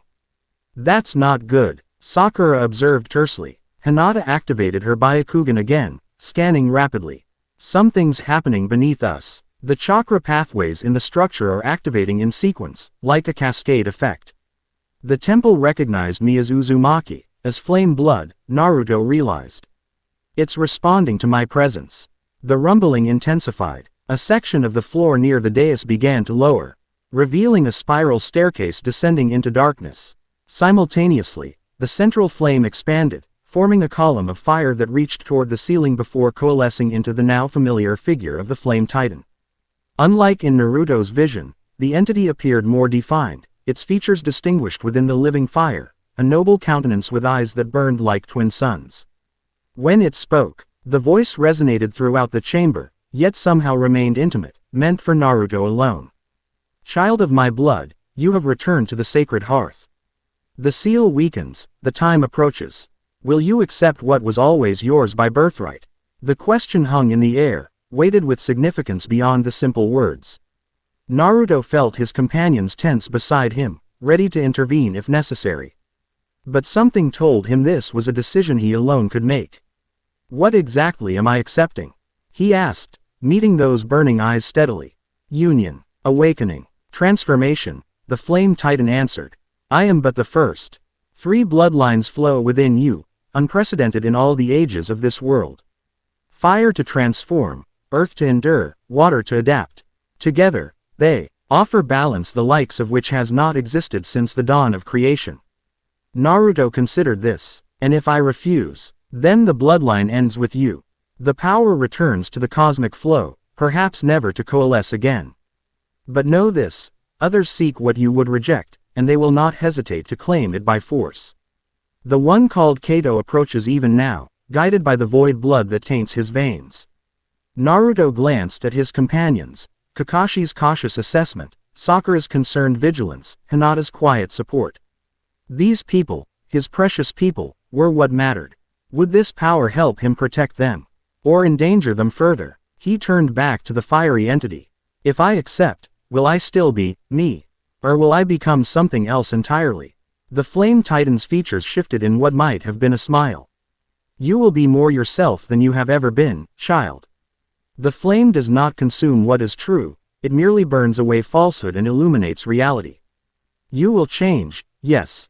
But into what you were always meant to become. Decision crystallized within Naruto, not impulsive, but grounded in everything that had shaped him thus far. His parents' sacrifice, his bond with Kurama, his connections to the people of Konoha, and now this newfound heritage. I accept, he said clearly. Not for power's sake, but to protect what matters. To ensure that those who would misuse this gift cannot obtain it. The Flame Titan inclined its massive head. Spoken like a true vessel. Extend your hand, child of my blood, and receive what has always been yours. Naruto reached toward the fiery figure, palm upward in a gesture of acceptance. The Titan reached down with a flaming hand that dwarfed Naruto's entire body, yet when they connected, the touch was gentle, warm but not burning. Powerful but not overwhelming. Let the first awakening be completed, the Titan intoned. Let the vessel and the essence become one. Fire engulfed Naruto, not consuming but transforming. The blue markings on his skin blazed golden, then settled into a steady, deep amber glow. He felt the essence of the flame titan merging with his own consciousness, not supplanting or dominating, but harmonizing. Like instruments joining in a complex symphony, knowledge flowed into him, understanding of fire in all its forms, from the gentle warmth of a hearth to the transformative power of a wildfire. From the spark of creativity to the forge that reshapes metal. Not just the physical properties of flame, but its metaphysical aspects, purification, transformation, illumination. When the fire receded, Naruto stood changed. The markings remained visible on his skin, though subtler now, like tattoos of molten gold just beneath the surface. His eyes, when he opened them, burned with inner light that gradually dimmed to a hint of gold around his normal blue irises. Naruto. Sakura approached cautiously. Are you okay? He turned to his friends, surprised to find that his perception had altered slightly. He could see the heat signatures of their bodies, the flow of chakra within them, even the emotional emanations that surrounded them like colored auras. I'm more than okay, he replied, his voice unchanged yet somehow resonating differently. I'm still me, but with clarity I didn't have before. Kakashi studied him intently. And the flame titan, part of me now, Naruto explained, gesturing to his chest. Not separate, not controlling, integrated. Like Kurama, but different. Less a distinct entity, more a perspective, an aspect of myself I didn't know existed. The temple rumbled again, but differently this time, less like structural instability and more like an alert. Someone's approaching the island, Hinata reported, her Byakugan active and scanning outward. Multiple chakra signatures, moving fast across the water. They're bypassing the current barriers somehow. The suppressor, Naruto realized, remembering Yua's warning. We need to go. What about that? Sakura asked, indicating the spiral staircase that had appeared in the floor. Naruto glanced toward it, sensing what lay below, artifacts, records, knowledge preserved for millennia. It'll have to wait. We need to get back to Konoha with what we've learned. Agreed. Kakashi said, if these are the same people who attacked the village before, we'll need reinforcements. They moved swiftly back through the temple entrance. Outside, the peaceful atmosphere of the ruins had changed. Dark clouds gathered overhead, and the wind had picked up considerably. Weather manipulation, Kakashi observed grimly. Someone's making their presence known. 7 signatures approaching from the northeast, Hinata reported. Their chakra, it's wrong somehow. Distorted. Naruto extended his senses, drawing on his new awareness. The Void Titan, he said. I can feel its influence, like anti-chakra, negating rather than creating. Can we avoid them? Sakura asked. Hinata shook her head. They're moving to cut off access to our boat. Then we fight our way through, Kakashi decided. Naruto, how much control do you have over these new abilities? Naruto flexed his hand, feeling the power flowing through him. Responsive, eager. But not overwhelming. Enough. The integration is still settling, but I can direct it. Good. You take point. Hinata, stay close to monitor his condition. Sakura and I will guard the flanks. They moved through the ruins toward the shore, tension building with each step. The sky darkened further, unnatural shadows stretching across the broken stones of Uzushiogakure. When they reached the last cluster of buildings before the beach, Hinata signaled for them to stop. They're waiting for us, she whispered. Arranged in a semicircle around our boat. Their leader, she frowned, concentrating. His chakra is unlike anything I've seen. Like a void, absorbing ambient energy. The suppressor, Naruto confirmed grimly. Yua warned he would be different from the others we faced. From beyond the ruins, a voice called out, calm, reasonable, almost friendly. Vessel of the Flame Titan. I know you can hear me. I am Masaru, emissary of Lord Kato and the Ancestral Council. We need not be enemies. Kakashi signaled for silence, but Naruto shook his head. He already knows we're here, he said quietly. And I want to hear what he has to say. He stepped forward, moving to where he could be seen from the beach while remaining within cover of the ruins. The waiting group came into view, 6 figures in the now familiar gray armor flanking a 7th who wore white robes embroidered with the council's eye symbol. This central figure had pale skin, completely white hair despite appearing no older than 30, and eyes so dark they seemed to absorb light rather than reflect it. "Masaru, I presume," Naruto called, "here to try what your predecessors failed to accomplish." The white-haired man smiled pleasantly. Their approach was regrettably crude. "I prefer conversation to confrontation when possible." "You have an interesting way of starting a conversation," Kakashi commented, stepping up beside Naruto. "Trapping us on an island doesn't suggest peaceful intentions. Merely ensuring we have your undivided attention," Masaru replied smoothly. "The matters we must discuss are of cosmic significance, after all." Naruto studied the man, drawing on his newly enhanced perception. Where the others radiated various emotional and chakra signatures, Masaru emanated nothing. Not suppression or concealment, but a genuine absence, as if a person-shaped hole had been cut from the fabric of reality. "You carry the Void Titan's essence," Naruto observed. Masaru inclined his head, "as you now carry the flame. The difference being that I have spent decades mastering my inheritance, while you have just stumbled into yours." His dark eyes narrowed slightly. "Though I admit, your integration appears more advanced than our intelligence suggested possible in so short a time." "Fascinating. What does the Ancestral Council want?" Naruto asked directly. "Balance, restoration, proper stewardship of power." Masaru spread his hands in a gesture of openness. The Titan essences were never meant to remain dormant forever, merely until the world was ready for their return. Lord Kato believes that time has come. Under his control, Kakashi interjected. "Under appropriate guidance," Masaru corrected. "Imagine, young vessel, the good that could be done with such power properly directed. No more wars between nations, no more failed harvests or natural disasters. The world as it was meant to be, harmonious, abundant, at peace. With Kato as its god-king." Naruto's tone made clear his skepticism. Masaru sighed, as if disappointed by such a simplistic interpretation. "With the Titan essences restored to their proper role, shepherding humanity toward its greater potential, Lord Kato merely offers himself as the conduit through which this restoration can begin. By taking what isn't his," Naruto countered. "By forcing extraction rather than earning worthiness." "Ah, so the temple has filled your head with the old dogma." Masaru shook his head sadly. "The notion of worthiness is a construct created by the original vessels to justify their monopoly on power. In truth, the essences can be shared, transferred, unified in one who understands their true purpose." Naruto felt a stirring within. Not the Flame Titan as a separate entity, but his own newly integrated awareness providing insight. "You're lying," he said with quiet certainty. "The essences can be willingly given, yes. But forced extraction causes destabilization. You know this." A flicker of something, annoyance, perhaps, crossed Masaru's impassive features. "Temporary instability for lasting harmony. A small price. A price paid by others while Kato reaps the benefits." Naruto took another step forward. "I've seen enough of people seeking power at others' expense."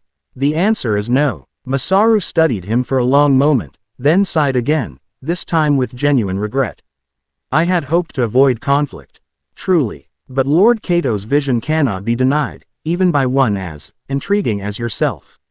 He raised a hand, and the 6 gray armored figures flanking him tensed in readiness. "The flame essence will return with us, vessel. Whether you accompany it is your choice." Yuto glanced at his companions, Kakashi alert and calculating, Sakura with fists clenched in preparation, Hinata in the distinctive stance of the gentle fist. His friends, ready to fight alongside him despite facing unknown dangers. "Here's my choice," Naruto said, turning back to Masaru. "You leave now. Tell your Lord Kato that the Titan essences aren't his to claim, and perhaps you all walk away from this." Masaru's pleasant expression didn't waver. "Your confidence is admirable, if misplaced. You face not just me, but 6 council adepts, each empowered with fragments of Titan essence, not full bloodlines like yours and mine. But formidable nonetheless. And you face 4 shinobi of the Hidden Leaf," Kakashi replied calmly, "including the hero of the 4th Great Ninja War. I like our odds." Tension stretched between the two groups, the only sound the wind whistling through the ruins and waves breaking on the shore. Then, with no visible signal, the confrontation erupted into action. Two of the gray-armored adepts launched forward with extraordinary speed, while two others began weaving complex hand signs. The remaining pair flanked Masaru protectively, creating some kind of barrier technique around him. "I'll handle Masaru," Naruto called to his teammates. "You take the others." Kakashi immediately engaged the fastest adept, his Sharingan unveiled and analyzing the opponent's movements. Sakura confronted the second attacker, her chakra-enhanced strength cracking the ground with her first strike. Hinata positioned herself to intercept the jutsu being prepared by the two at mid-range. Naruto faced Masaru directly, gathering his newly integrated power. The gold-tinged markings on his skin brightened, responding to his intent, and he felt the familiar rush of chakra augmented by something deeper. More elemental. Masaru observed this transformation with clinical interest. Impressive resonance. But raw power without technique is merely destructive potential. His hands formed seals of strange configuration. Void release. Nullification field. The air between them shimmered, distorting like heat waves above hot ground. As the distortion spread toward Naruto, the chakra he'd gathered began to disperse, slipping from his control like water through cupped hands. "The void negates," Masaru explained conversationally, as if conducting a lesson. "It unmakes, deconstructs, returns complexity to simplicity. Your flames, no matter how bright, cannot burn in the absence of substance." Naruto felt the drain increasing as the field expanded, not just affecting his chakra, but the newly awakened Titan essence as well. Within his mindscape, Kurama stirred with alarm. "This technique targets fundamental energies," the fox warned. "Even I cannot resist it completely." Understanding bloomed within Naruto, not panic but clarity. Fire couldn't exist without something to burn, true, but the flame titan represented more than mere combustion. It embodied transformation, the capacity to change states, to become something new. Acting on intuition, Naruto stopped resisting the nullification. Instead, he allowed his energy to transform, shifting from active flame to latent heat, from expression to potential. The gold markings on his skin dimmed but didn't disappear, sinking deeper into his tissues. Masaru's eyebrows rose slightly. "Adaptation already. Perhaps there's more to you than we calculated." "You have no idea," Naruto replied, then blurred into motion. He moved differently than before, not with the raw speed of chakra enhancement, but with a fluidity that said to flow around the nullification field rather than pushing through it. As he closed the distance, he gathered natural energy, not into sage mode exactly, but into a new configuration guided by the flame essence within him. Masaru's barrier guards moved to intercept, but Naruto was already past them, inside their defensive perimeter. His palm struck Masaru's chest, not with the destructive force of a Rasengan, but with a precise application of transformed energy. For a brief moment, the nullification field faltered as Masaru's concentration broke. In that instant, Naruto seized the advantage, his gold markings flaring back to brilliance as he released the stored potential in a controlled burst. The resulting explosion sent both of them flying in opposite directions. Naruto recovered midair, landing in a crouch among the ruins. Masaru struck one of the remaining temple columns before righting himself, his white robes now scorched and tattered. "First blood to you, vessel," Masaru acknowledged, a hint of genuine respect in his voice. But the battle has only begun. Around them, the fight had spread across the beach and ruins. Kakashi was engaging three adepts simultaneously, his lightning blade slicing through the armor of one while he dodged elemental attacks from the others. Sakura had created a small crater where her opponent had narrowly escaped her earth-shattering punch. Hinata was systematically disabling the chakra points of the sixth adept, her gentle fist precision enhanced by the Byakugan's perfect vision. Masaru assessed the situation with cold calculation. "Your companions are formidable, I grant you, but they face adepts who have trained for decades in harnessing Titan fragments. And they are merely human."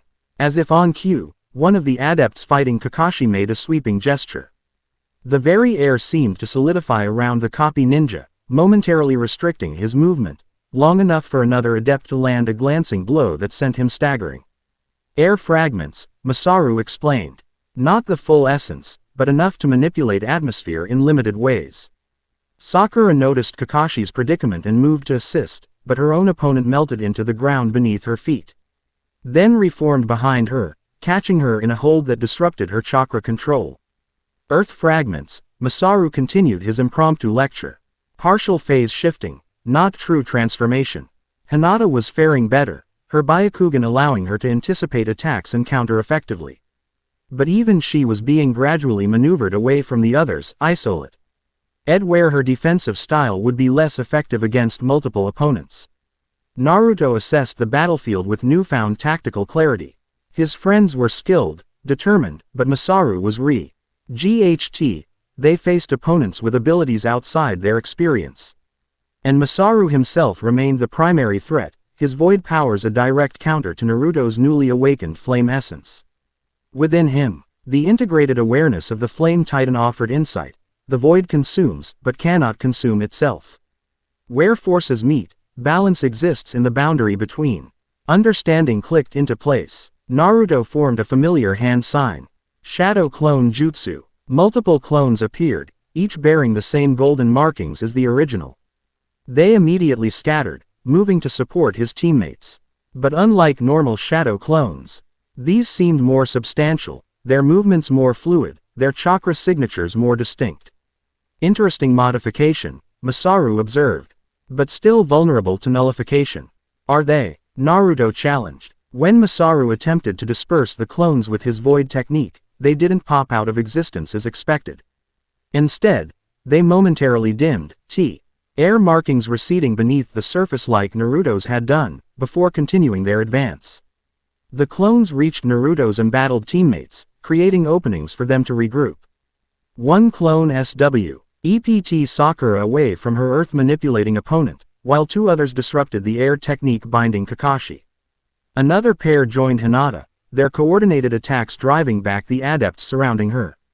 Masaru's expression tightened almost imperceptibly. Clever. You've imbued your clones with the flame essence's transformative properties. But tell me, Vessel, how long can you maintain such distribution of power before exhausting yourself? Instead of answering, Naruto charged forward again, this time gathering visible energy in his palm.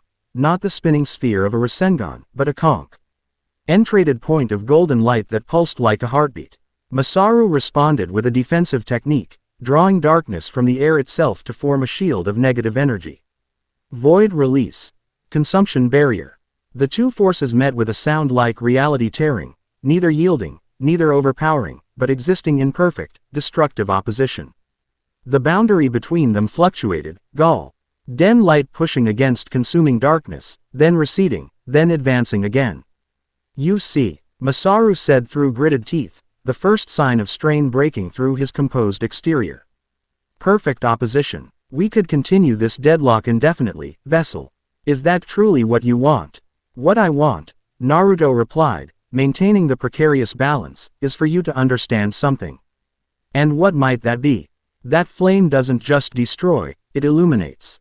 With those words, Naruto altered his technique, not increasing its power but changing its nature. The concentrated point expanded suddenly, not as an attack but as a pulse of pure light that swept across the battlefield in all directions. Where it touched the adepts, their true nature was revealed, not just humans with borrowed power, but altered beings whose bodies had been systematically modified through forbidden techniques. Chakra implants, surgical enhancements, and most disturbingly, fragments of crystallized essence embedded directly into their flesh. The revelation momentarily disrupted their concentration, creating openings that Kakashi, Sakura, and Hinata immediately exploited. Within seconds, 3 of the 6 adepts were incapacitated, while the others fell back to defensive positions.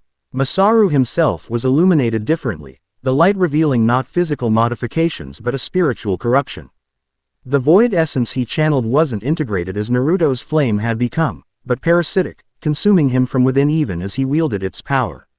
You're dying, Naruto realized, genuine compassion tempering his words.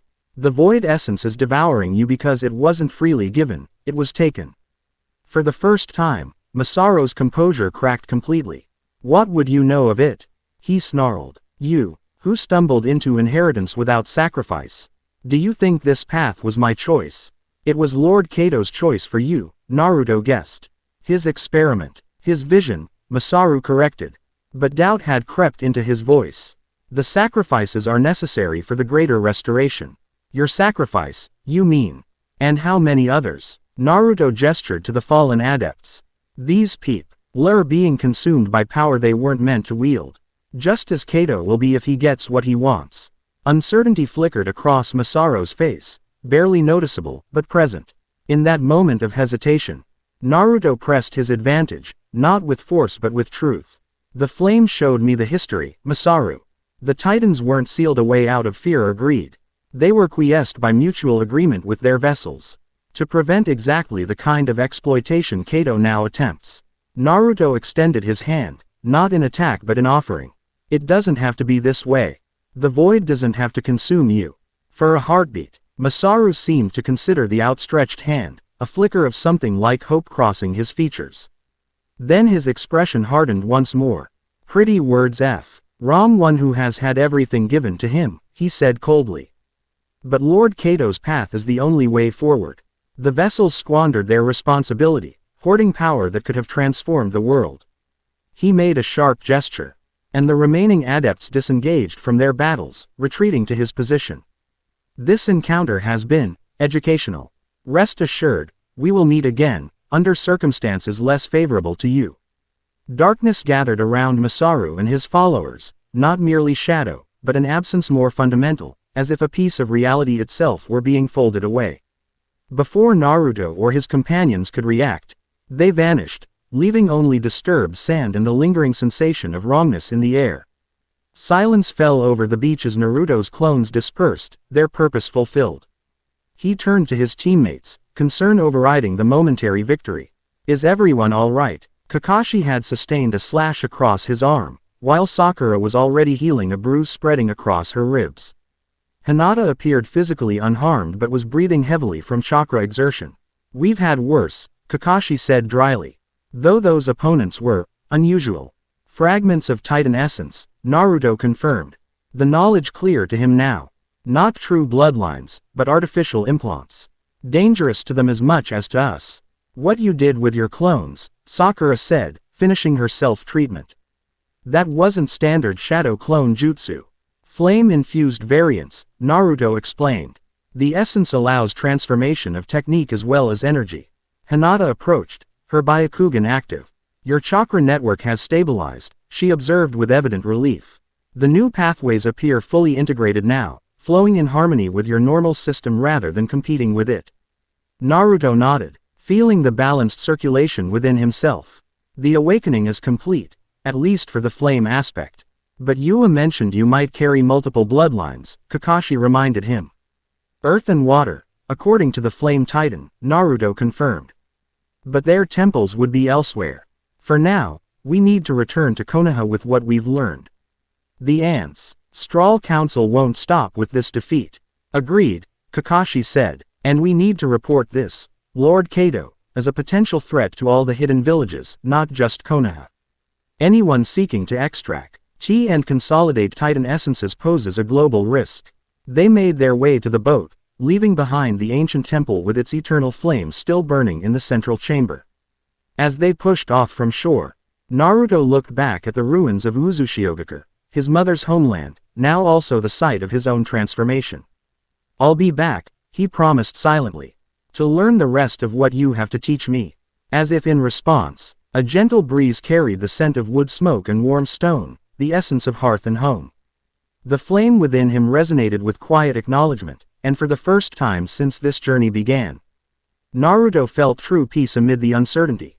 They were halfway back to the mainland when Hinata, who had been periodically scanning their surroundings with her Byakugan, suddenly tensed. Something's following us beneath the water, she reported. About 50 meters back, matching our speed exactly. Kakashi immediately slowed their pace, hand moving to his weapon's pouch. Hostile. Hinata frowned in concentration. I don't think so. The chakra signature is strange, fluid, adaptive, almost playful in its movements. A tingle of recognition ran through Naruto.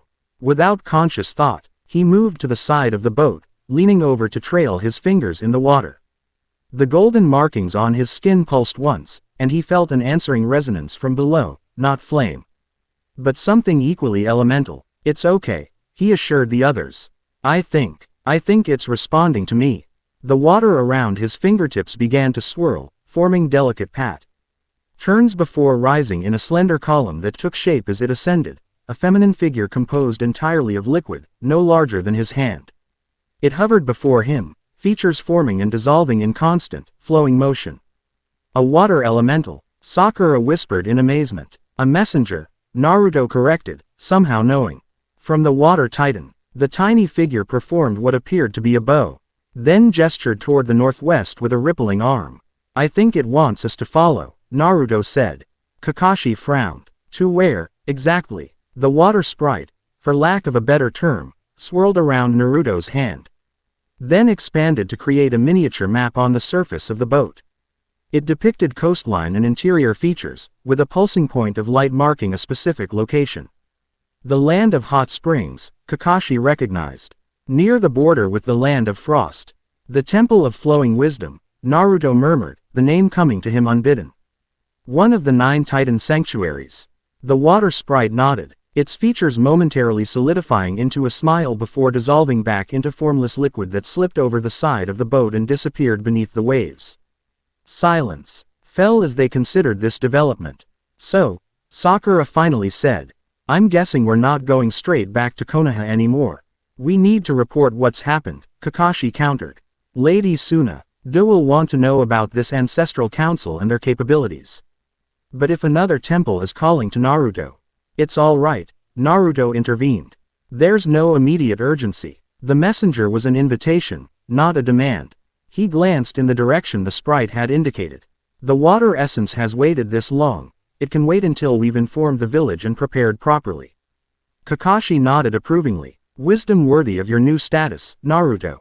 They continued toward the mainland, discussion turning to practical matters, how to explain what had transpired, what defenses I'd be established against further ancestral council incursions, and how to approach the awakening of additional Titan essences. Through it all, Naruto remained quietly contemplative, aware of changes continuing within him. The flame essence had granted not just power but perspective, a longer view of events, a deeper understanding of consequences. He was still himself, still Naruto Uzumaki, but WITH dimensions he was only beginning to explore. As the coastline of the Land of Fire appeared on the horizon, Naruto felt Hinata's gaze upon him. He turned to find her watching him with an expression he couldn't quite decipher. What is it? He asked. Your eyes, she said softly. They change when you're communing with the flame essence. Not just color, but depth. Like looking into eternity. Naruto wasn't sure how to respond to that, but found himself appreciating her directness, so different from the shy girl she had once been. Is it disturbing? He asked, suddenly concerned about others might perceive the changes in him. Hinata shook her head, a small smile touching her lips. No, it's beautiful, actually, like seeing more of who you truly are. The simple acceptance in her words warmed something within him. And not just the flame essence. Before he could respond, however, Kakashi called their attention to the approaching shore, where a reception committee awaited, Anbu Paratives positioned along the tree line, clearly alerted to their return. Looks like news of our excursion has preceded us, Kakashi observed. Or news of something else, Sakura suggested grimly. Those aren't standard border patrols. They guided the boat to shore, stepping onto the beach with cautious readiness. The Anbu emerged from concealment, their masked faces revealing nothing of their thoughts as they approached. Kakashi Hatake, the lead operative, addressed them. Your team is to return to Konoha immediately. The Hokage has declared a level 2 alert status. What's happened? Kakashi demanded. 3 villages have reported attacks by unknown forces within the past 12 hours. The perpetrators left survivors this time, specifically to deliver a message. The ANBU's mask turned toward Naruto. They're asking for the Vessel of Flames to surrender himself to someone called Lord Kato, or the attacks will continue. The implications landed heavily. Innocent people were being targeted because of him. Because of what he carried within. This is escalating faster than anticipated, Kakashi said quietly. Naruto's hands clenched at his sides, the golden markings briefly widening with his emotion before he controlled the response. Kato's trying to force my hand. And creating political pressure on Konoha, Sakura added. If other villages are being attacked because of you. She didn't need to finish the thought. The fragile peace established after the Fourth Great Ninja War could easily fracture if nations believed one of their allies was responsible for bringing danger upon them. We need to get back, Naruto decided. Now, the journey to Konoha was swift and largely silent, each member of the team absorbed in their own thoughts about the developing situation. When they arrived at the village gates, they found security substantially increased. Chunin and Jonin patrolling in greater numbers, sensor-type ninja positioned at regular intervals around the perimeter. Tsunade herself awaited them in her office, her expression grave as they delivered their report. She listened without interruption as they described the temple, the awakening of the flame essence, and the confrontation with Masaru and his adepts. So this ancestral council isn't just after you, she summarized when they finished. They're making a broader play for power, using public pressure to isolate you, and by extension, Konoha. That appears to be their strategy, Kakashi confirmed. The attacks on other villages are calculated to create division among the allied nations. It's working, Tsunade admitted grimly. I've received communications from the Raikage and Tsuchikage already, demanding explanations. The alliance is holding for now, but if more attacks occur, then I need to address this directly. Naruto said. Make it clear to the other cage that this isn't Konoha's doing, but a new threat targeting all nations. Tsunade studied him with narrowed eyes. You've changed, Naruto. There's a weight to your words that wasn't there before. The flame essence brings perspective, he explained. Not just power, but understanding. I'm still me, just more so. Tsunade leaned back in her chair. This integration, it's stable. You're in control, yes. Naruto confirmed without hesitation. It's not like the Nine Tails was before we partnered. The essence doesn't have separate will or motivation, it's more like inherited wisdom combined with ability. Tsunade nodded slowly. All right, I'm calling an emergency 5-cage summit. This threat concerns all the hidden villages, and they need to hear directly from you what we're facing. When? Kakashi asked. 3 days from now, neutral territory, the land of iron again. Tsunade fixed Naruto with a stern look. Until then, you remain within the village. If Kato wants to provoke you into isolation, we don't play into his hands by sending you out alone. What about the second temple? Naruto asked. The water essence is awakening, calling to me. It's waited this long. It can wait a few more days, Tsunade replied firmly. After the summit, we'll assemble a proper expedition with full backup. This time, we go in prepared. Though part of him chafed at the delay, Naruto recognized the wisdom in her approach. The political dimension of this conflict was as important as the physical one. If the hidden villages turned against each other, Kato would have already won a significant victory. Understood, he agreed. What can I do to help prepare for the summit? Work with Shikamaru to document everything you've learned about the Titans and this ancestral council. The other cage will want details, not just assurances. Tsunade's expression softened slightly, and Naruto, take some time to rest. Integration of power this significant must be taxing, even for someone with your stamina. After being dismissed, the team separated to attend to various responsibilities. Kakashi and to brief other Jonin on the new threat, while Sakura headed to the hospital to check on patients and replenish her medical supplies. Naruto found himself walking through the village with Hinata. Ho had volunteered to help document his experiences for the upcoming summit. The village was subdued, word of the attacks on other nations having spread quickly. Civilians went about their business with watchful eyes, while shinobi moved with heightened alertness. It reminded Naruto uncomfortably of the atmosphere before the Fourth Great Ninja War, tension beneath a veneer of normalcy. They're afraid, Hinata observed quietly as they walked. With good reason, Naruto acknowledged.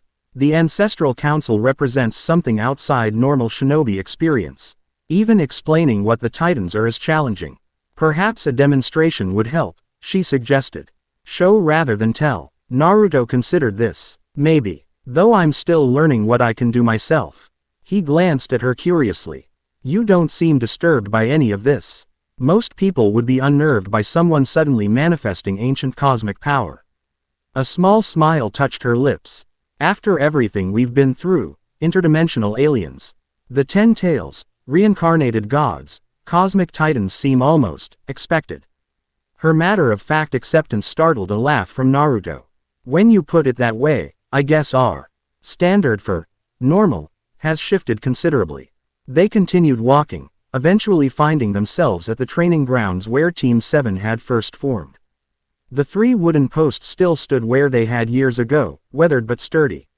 Naruto approached them, running a hand over the familiar surface. So much has changed, he mused. Yet some things remain constant. Like what? Hinata asked, coming to stand beside him. The village. Protecting what matters. Finding strength not just in power, but in connections. He turned to face her. The flame essence has given me new abilities, new perspective. But my core remains the same. I never doubted that, she said simply. Her quiet confidence in him stirred something warm that had nothing to do with the flame essence.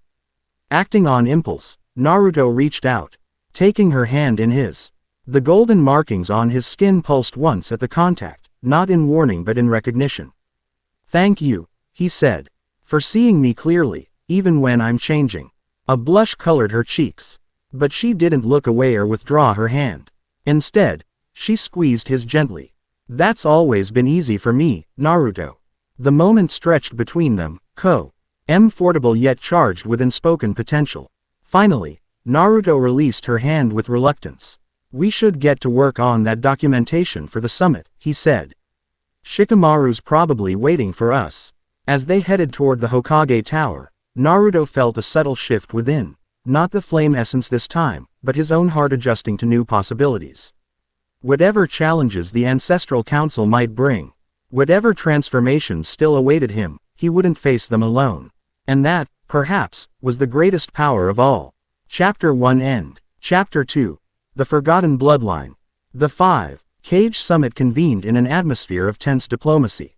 The grand meeting hall in the Land of Iron, neutral territory since time immemorial, echoed with hushed conversations and subtle power plays as delegations from the 5 great shinobi villages settled into their designated positions. Naruto stood slightly behind Tsunade's chair, acutely aware of the scrutiny directed his way. The golden markings had receded beneath his skin, visible only as faint tracery when he channeled the flame essence, but he could feel the other cage studying him regardless, assessing, evaluating, calculating risk versus benefit. They're wondering if you're an asset or a liability, Tsunade murmured, low enough that only he could hear. Show them the former. Before Naruto could respond, Mifune, the general of the Land of Iron, called the summit to order. Honored Cage, the samurai leader began, his weathered face solemn beneath his helmet. We convene under grave circumstances. 3 villages across RN. Asians have suffered attacks by unknown forces. Messages left at each site demand the surrender of an individual called the Vessel of Flames, now identified as Naruto Uzumaki of Konohagakure. Mifune's gaze swept across the assembled leaders. Lady Hokage has requested this summit to address the nature of this threat and coordinate a response. I yield the floor to her. Tsunade rose, her precinct commanding despite the room's intimidating scale. Thank you, General Mifune. Before I begin, I wish to express Konoha's sincere regret for the suffering inflicted on innocent villages. Though these attacks were not of our making, they are connected to events unfolding within our jurisdiction. She gestured to Naruto, who stepped forward. Many of you know Naruto Uzumaki as a hero of the 4th Great Ninja War. What you may not know is that he has recently manifested abilities connected to an ancient power predating the shinobi world itself. The attacks on your villages are attempts to pressure him, and by extension, all of us, into surrendering this power to a group calling themselves the Ancestral Council. A ripple of murmurs spread through the room. The Raikage, was the first to speak up. What exactly is this ancient power? He demanded, his massive arms folded across his chest. We've had enough of godlike entities threatening our world. Tsunade nodded to Naruto, who stepped to the center of the room. The moment had been carefully planned, a demonstration that would inform without alarming, impress without threatening. With your permission, Naruto addressed the gathered leaders. I'll show you rather than just tell you." After receiving nods of assent, he closed his eyes briefly, connecting with the flame essence integrated within him. The golden markings appeared on his skin, glowing softly as they traced intricate patterns across his exposed forearms and face. When he opened his eyes again, they burned with inner light, the blue of his irises ringed with molten gold. "What I've awakened is called a Titan essence," he explained, his voice resonating slightly differently than before. "Specifically, the Flame Titan, one of 9 primordial forces that existed before chakra was introduced to our world." He extended his hand, palm upward, and a small flame appeared, not chakra-based fire, but something more fundamental, burning with golden light. As the cage watched, the flame shaped itself into a miniature representation of the world, continents and oceans clearly defined in fire. Before the Sage of 6 Paths, before Kagaya Otsutsuki, 9 cosmic entities helped shape our world's fundamental nature, Naruto continued, the tiny fiery globe rotating above his palm. They weren't gods or demons, but aspects of existence itself given consciousness: flame, earth, water, air, light, darkness, life, death, and void. The miniature world transformed, 9 distinct figures appearing on its surface, each representing one of the titans he'd named. Over time, some humans developed connections with these entities, their bloodlines forever changed. These became the first vessels, humans capable of channeling aspects of Titan essence. The Tsuchikage, old Onoki, leaned forward with narrowed eyes. If such power existed, why has it remained hidden throughout recorded history? Because it was deliberately sealed away, Naruto answered. Not erased, but quiesced. By mutual agreement between the Titans and their vessels. They recognized that such fundamental power could too easily be misused. Until now, the Mizukage, Materumi, observed. What changed? The seals have been weakening for generations, Naruto explained. And someone has been actively working to break them completely. The leader of the Ancestral Council, a man called Lord Kato. With a gesture, he transformed the fiery display again, showing a hooded figure orchestrating attacks on small villages. The council originally formed to monitor dormant Titan bloodlines, to ensure the sealing remained intact. But over time, some members began to desire the power for themselves. And you were one such bloodline, Gaara, the Kazekage, stated rather than asked. Unlike the others, His expression showed understanding rather than suspicion. Naruto nodded. Through my mother's clan, the Uzumaki, I carry markers for at least 3 Titan essences, though only the flame has fully awakened so far. He closed his hand, extinguishing the display, though the markings remained visible on his skin. The attacks on your villages are Kato's attempt to force my surrender. He believes Titan essences can be extracted and transferred, specifically, to himself. Can they be? The Raikage asked bluntly. Not without catastrophic consequences, Naruto replied, meeting the large man's gaze steadily. Forced extraction would release uncontrolled fundamental energy. At minimum, it would devastate the surrounding area for hundreds of miles. At worst, it could destabilize the chakra network of the entire continent. Silence followed this statement as the implications sank in. You're certain of this? Onoki pressed. I've seen the evidence, Naruto confirmed. The Ancestral Council has been experimenting with partial extractions for generations, harvesting fragments of Titan essence to create enhanced soldiers they call adepts. Every attempt at full extraction has ended in disaster. Yet Kato continues to pursue it. May mused. Either he believes he's solved the stability problem, or he doesn't care about the collateral damage, Gaara finished grimly. Based on our intelligence, the latter is more likely. Tsunade interjected. The Ancestral Council views the potential benefits as worth any cost. Their goal appears to be the reconstitution of all 9 Titan essences under Kato's control. Which would make him more powerful than any Kage, growled. Than all of us combined. More powerful than Kagaya was, Naruto corrected quietly. The Titans represent forces more fundamental than chakra itself. Another heavy silence fell over the assembly. So, Mifune finally said. What do you propose, Lady Hokage? Tsunade stood again. This threat concerns all nations, not just Konoha. I propose a joint task force, with representatives from each village, to track and counter Ancestral Council activities. Meanwhile, we continue to research these Titan essences and their capabilities. The more we understand, the better we can defend against misuse. And what of Uzumaki? Onoki asked. He remains their primary target. I won't hide while others are threatened because of me, Naruto stated firmly. But neither will I recklessly endanger more villages. I intend to continue awakening the dormant essences within my bloodline, not for power's sake, but to ensure they cannot fall into Kato's hands. You would take on this burden willingly? Mei asked, studying him with new interest. It's already mine to bear, Naruto replied simply. The question is whether I do so with your support or your opposition. The directness of his response seemed to catch the cage off guard. For a moment, the political masks slipped, revealing the humans beneath, leaders bearing immense responsibilities. Confronted with yet another world-altering development, Gaara was the first to speak.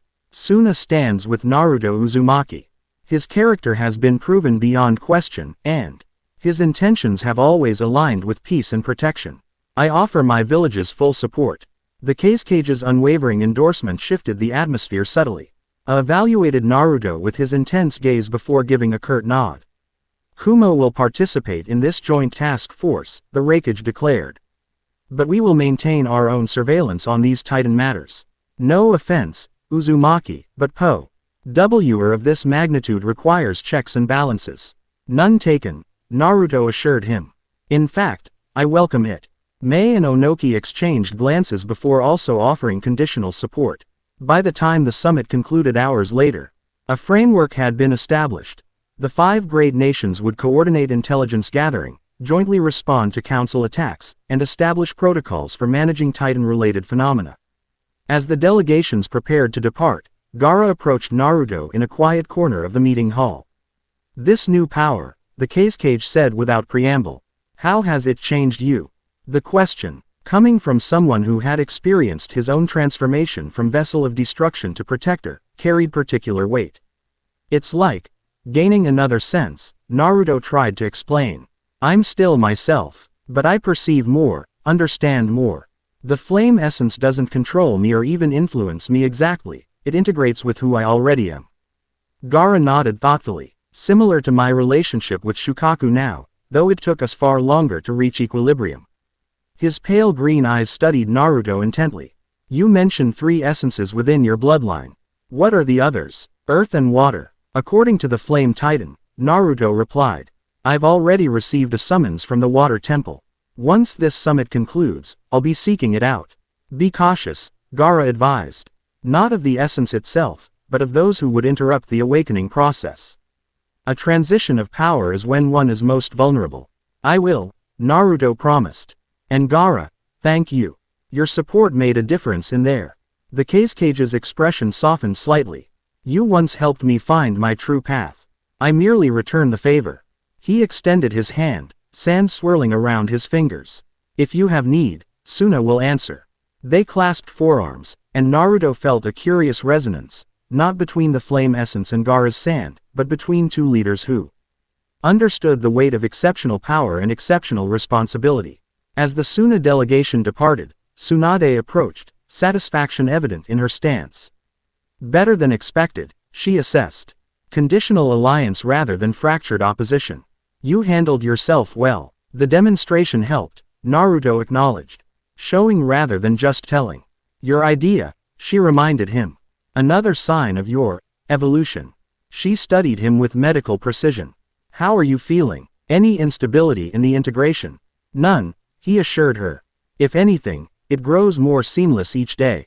Kurama has been helping me understand the interaction between the flame essence and my chakra network. Tsunade nodded. Good. Because I've decided to approve your expedition to the Water Temple, with conditions. Naruto straightened. What conditions? Expanded team, for one.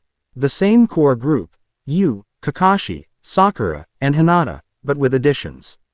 Sai for aerial reconnaissance, Shikamaru for tactical analysis, and Yamato for containment if necessary. That's quite a deployment for one temple, Naruto observed. After what happened at the first one, I'm not taking chances. Tsunade's amber eyes narrowed. The Ancestral Council knows you're awakening the essences now. They'll be watching the temples, setting traps, possibly attempting to awaken rival vessels. We go in prepared or not at all. Though part of him chafed at the delays such preparations would require, Naruto recognized the wisdom in her approach. When do we leave? 3 days. Time enough to gather intelligence on the temple's location and likely council presence in the area. She placed a hand on his shoulder. In the meantime, continue working with Kurama on stabilizing the flame essence. The more control you demonstrate, the more confidence the other cage will maintain in our approach. The journey back to Konoha was uneventful, though Naruto remained alert for signs of council surveillance. The flame essence had enhanced his sensory capabilities in unexpected ways. He could now perceive heat signatures at considerable distances, detect emotional states through subtle temperature variations, and sense when he was being observed. Upon returning to the village, preparations for the Water Temple expedition began in earnest. Maps were studied, supplies gathered, and strategies formulated. Shikamaru, ever methodical, created contingency plans for various scenarios they might encounter. The land of hot springs presents different challenges than Uzushiogakure, the tactical genius explained during one planning session. It's actively inhabited, for one thing, with numerous civilian settlements and a thriving tourism economy. We can't simply fight our way through if we encounter resistance. The temple itself is likely concealed, Kakashi added. Based on what we've learned, the Water Temple, or Temple of Flowing Wisdom, was disguised as a natural hot spring centuries ago. It may now be incorporated into one of the resort areas without the current proprietors even knowing its significance. Which means we'll need to locate it without attracting attention, Yamato concluded.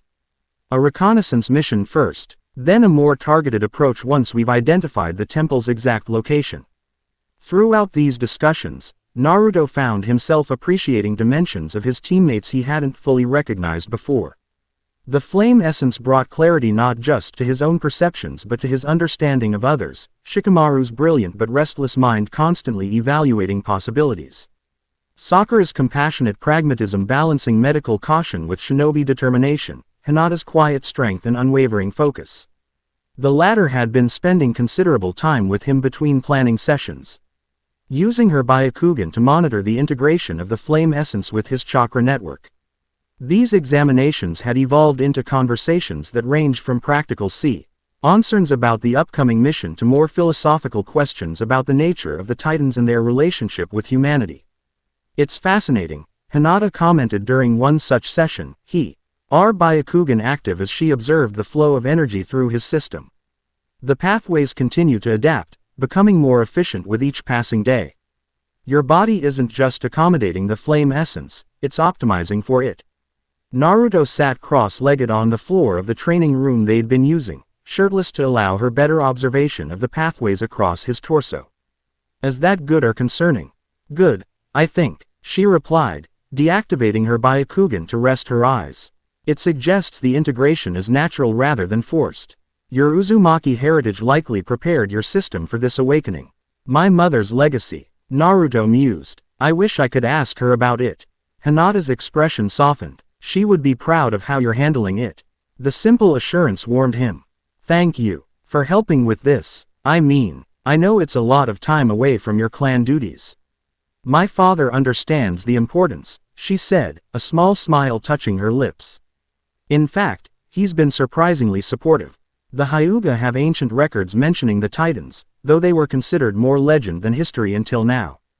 This caught Naruto's interest. Really? What kind of records? Fragmentary scrolls, mostly. References to eyes that perceive the fundamental flows and guardians of the boundary between worlds. She hesitated. There's speculation that the Byakugan TSELF might have been influenced by contact with the Light Titan in our clan's distant past. That would explain your ability to see the new pathways when others can't, Naruto realized. A connection between bloodlines. Hinata nodded. It's just a theory, but it would explain certain inconsistencies in our clan's historical accounts of how the Byakugan originated. The conversation might have continued, but they were interrupted by Sakura's arrival with final medical preparations for the journey. Sorry to interrupt, she said, though her knowing smile suggested she wasn't entirely sorry. But I need to run a few more tests before we leave tomorrow. As Hinata excused herself, Sakura began unpacking various medical instruments, her clinical professionalism not quite masking her curiosity. "So," she said casually, "you and Hinata have been spending a lot of time together." Naruto shrugged, trying for nonchalance. "She can see the energy pathways better than anyone else. It makes sense. MMHMM. Sakura hummed noncommittally as she checked his pulse. And these sessions just happened to run longer each time. Heat that had nothing to do with the flame essence crept up Naruto's neck. "We talk about the mission. The Titans, clan histories. It's informative." "Informative," Sakura repeated, amusement dancing in her green eyes. "That's one word for it." Before Naruto could formulate a retort, she turned serious. "In all honesty, it's good to see. You've taken on an enormous burden with this Titan business. Having someone you can talk to, who sees you clearly despite the changes, that's important." The observation struck closer to home than he'd expected. "She does see me clearly," he admitted quietly. "Always has, I guess." Sakura smiled. "Some of us take longer to notice what's right in front of us." She completed her examination with brisk efficiency. "Physically, you're in excellent condition. Better than baseline, actually.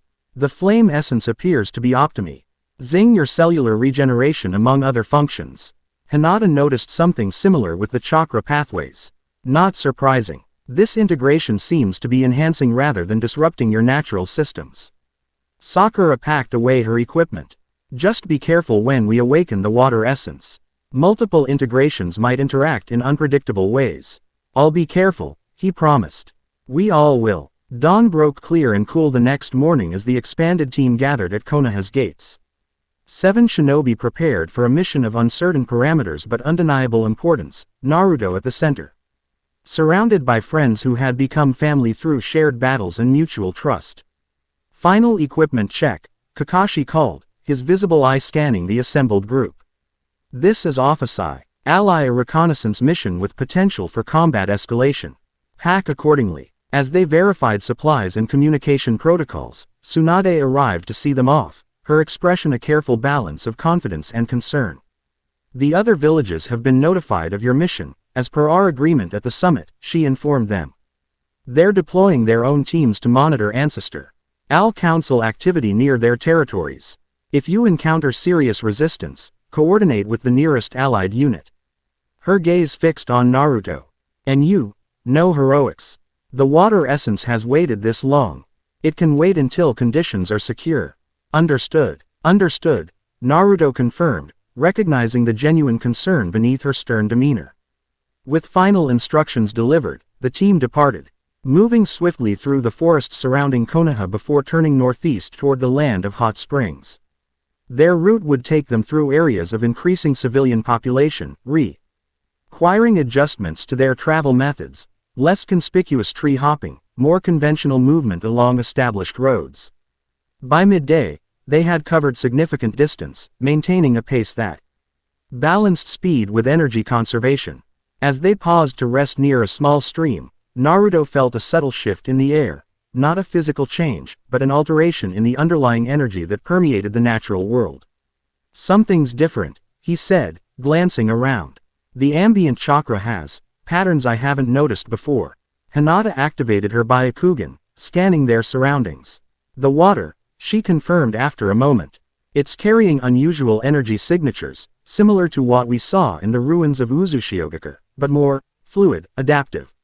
Sai, who had been scouting ahead with his ink birds, landed gracefully beside them. The terrain changes approximately 3 kilometers northeast. Numerous hot springs and geothermal features appear, extending through the border region. "We're entering the land of hot springs, outer territory," Kakashi noted. "If the water temple is connected to the region's geothermal activity, we may already be detecting its influence." Shikamaru crouched by the stream, his sharp eyes observing the water's flow. "Troublesome," he muttered, his standard assessment taking on a more literal meaning as he noticed subtle anomalies in the current. The water isn't just flowing downhill, it's moving in patterns, almost like script. Naruto joined him at the stream's edge, the golden markings appearing faintly on his skin as he reached toward the water. The moment his fingers touched the surface, the liquid responded, swirling around his hand, forming momentary patterns before continuing downstream. It recognizes you, Yamato observed. Quote, similar to how the temple entrance responded in Uzushiogakure. Not recognition exactly, Naruto corrected, somehow knowing. More like anticipation. The water essence is aware of our approach. His revelation brought both encouragement and caution. If the water temple was already responding to Naruto's presence, it might guide them more directly to its location, but it also meant the Ancestra L Council could potentially track the same energy fluctuations. We should move more carefully from here, Kakashi decided. Sai, maintain aerial surveillance. Hinata, regular Byakugan sweeps for unusual chakra concentrations. Everyone else, standard formation, but be prepared to adjust quickly. They continued northeast, the landscape gradually transforming around them. Forests gave way to more open terrain dotted with natural hot springs, some no larger than bathtubs, others forming small lakes of steaming, mineral-rich water. The air grew heavy with moisture and the distinctive sulfurous scent of geothermal activity. By late afternoon, they reached the outskirts of Ugakure, the village hidden in hot water, now primarily a peaceful tourist destination since its demilitarization years earlier. Civilians moved about their business, many catering to visitors who came seeking the therapeutic benefits of the region's famous springs. We'll need to blend in, Kakashi noted. 7 shinobi, moving as a unit will attract unwanted attention. Split into smaller groups, Sakura suggested. 3 teams, Shikamaru recommended after brief consideration. Naruto, Hinata, and Sakura as the primary search unit. Kakashi and I will establish a base of operations and gather local intelligence. Yamato and Sai can create a perimeter surveillance network. Sensible division, Kakashi agreed. We'll rendezvous at sunset at the inn on the eastern edge of town. Maintain communication through Sai's ink messengers. As the teams separated, Naruto found himself walking through Yugakure's busy streets with Hinata and Sakura. All 3 having donned civilian attire to avoid attracting attention. The village was beautiful in its rustic simplicity, wooden buildings with tiled roofs, carefully tended gardens, and numerous bathhouses ranging from simple public facilities to exclusive private resorts. How do we even begin searching? Sakura wondered aloud. There must be hundreds of hot springs in this region. We follow the flow, Naruto replied, his senses attuned to the subtle energy patterns that permeated the area. The water essence leaves ripples in the ambient chakra, like concentric circles leading to their source. Hinata activated her Byakugan briefly, careful not to be observed by passers-by. He's right. There's a directional pattern to the chakra flow. It's subtle, but consistent, pointing east and slightly north. They adjusted their path accordingly, moving through less populated areas of the village and into the surrounding hills. The developed hot springs gave way to more natural formations, some apparently untouched by human modification. Steam rose from rocky pools, creating a mystical atmosphere as afternoon light filtered through the vapor. It's getting stronger, Naruto observed as they followed a narrow path between 2 steaming ponds. The golden markings had appeared on his skin again, though faintly, and were now accompanied by subtle blue patterns that seemed to flow like water across his forearms. Your appearance is changing, Sakura warned. We should find somewhere less exposed. They veered off the main path, following a nearly invisible trail that wound deeper into the rocky terrain. The ambient temperature continued to rise as they progressed, steam thickening around them until visibility was reduced to mere meters. Perfect natural security system, Sakura noted. You'd need the Byakugan or other sensory abilities to navigate this effectively. It's not natural, Hinata corrected, her Kekkei Genkai active. The steam is being maintained by a complex chakra matrix, similar to the mist around Uzushiogakure, but more sophisticated. As if responding to her observation, the steam around them began to shift, forming a corridor that led deeper into the rocky landscape. The path inclined steadily upward, bringing them to a plateau overlooking much of the surrounding region. Here, the mist parted to reveal their destination. Before them stood what appeared to be a natural rock formation surrounding a large, perfectly circular pool of crystalline blue water. Steam rose from its surface, but unlike the sulfurous vapors they'd passed through, this carried a sweet, almost floral scent. The pool's edges were lined with stone showing the same spiral patterns that had adorned the Temple of Eternal Flame, though here they were smoother. flowing rather than flickering in their design. The Temple of Flowing Wisdom, Naruto breathed, recognition immediate and certain. It doesn't look like a temple, Sakura observed. The structure is beneath the water. Hinata explained, her Byakugan peering through the liquid surface. An extensive complex, chambers and corridors arranged in concentric circles around a central core. Naruto approached the pool's edge, the blue patterns on his skin intensifying as he drew nearer. Unlike the fiery response of the first temple, this one created a sense of tranquility, his thoughts becoming clearer, calmer, more ordered. Like turbid water settling to reveal perfect clarity. We should alert the others before proceeding, Sakura reminded him, already preparing one of Sai's ink messengers they'd been given. Yes, Naruto agreed, though he could feel the pull of the water essence growing stronger. But we should also secure the area.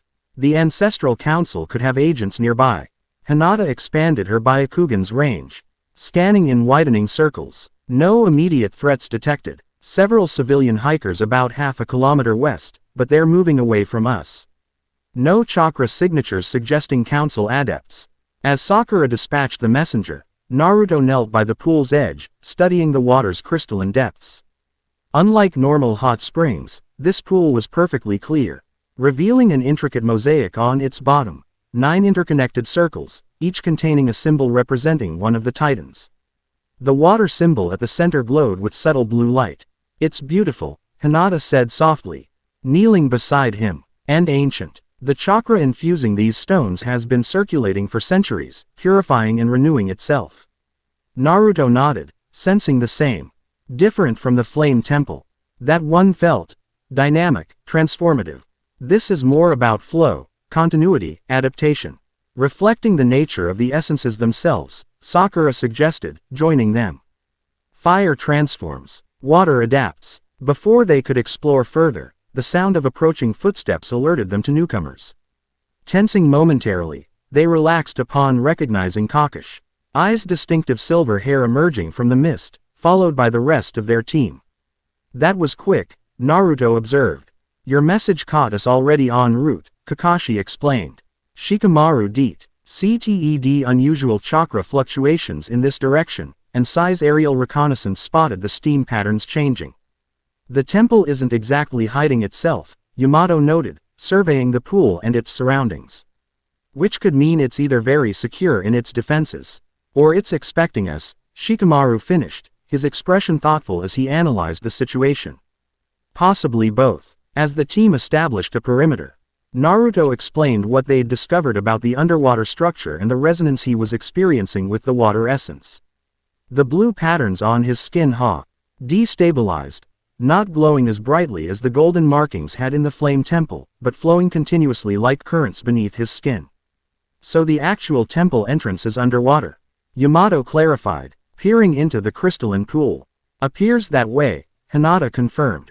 There's an opening at the bottom of the pool, leading to a chamber with breathable air. The water itself seems to form a barrier or transition between the surface world and the temple proper. Water is both entrance and protection, Shikamaru mused.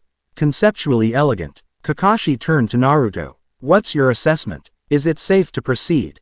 The question acknowledged Naruto's unique perception of the situation, a respect for the insight granted by his connection to the Titan essences. He closed his eyes briefly, extending his senses into the pool before them. There's no hostility or danger from the temple itself, he determined.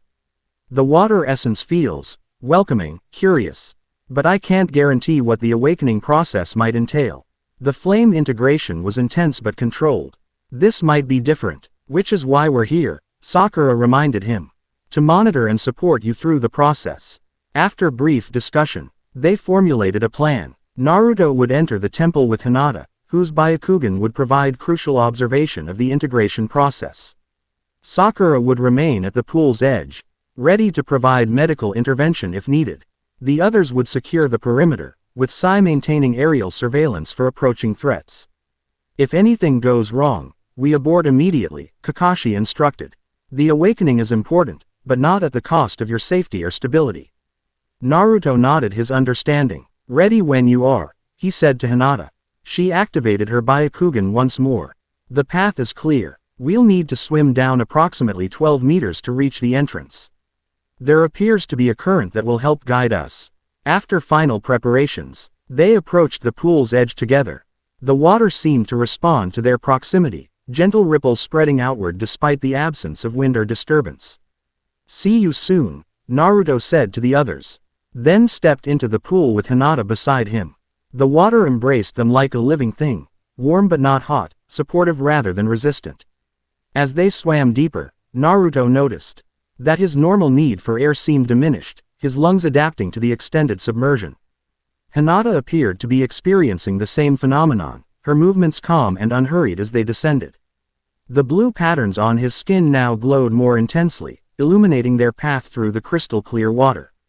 Below them, the circular opening Hinata had described came into view, an archway deck, orated with flowing symbols similar to those that had adorned the flame temple, but more organic in their design. As they approached the entrance, the water around them began to swirl, forming a gentle vortex that carried them through the archway and into a spherical chamber beyond. Remarkably, though the chamber was connected directly to the pool above with no visible barrier, the water formed a perfect dome overhead, leaving the space filled with air. They found themselves standing on a circular platform in the center of the chamber, completely dry despite having been submerged moments before. The walls around them rippled with projections of flowing water, creating the illusion that they stood within a bubble at the bottom of the ocean. "Extraordinary," Hinata breathed, her Byakugan talking in the complex chakra patterns sustaining the impossible architecture. Before Naruto could respond, the water projections shifted, coalescing into a humanoid figure composed entirely of liquid. Like the tiny messenger they'd encountered after leaving Uzushiogakure, this manifestation was life-sized and intricately detailed, a feminine form with flowing hair that became indistinguishable from the water comprising the rest of her body. "Vessel of the flame," the figure spoke, her voice like gentle waves against a shore. "You have answered the calling. The second awakening may now begin." "I am Naruto Uzumaki," he replied. Feeling formality was appropriate. "This is Hinata Hyuga, my trusted companion and guide."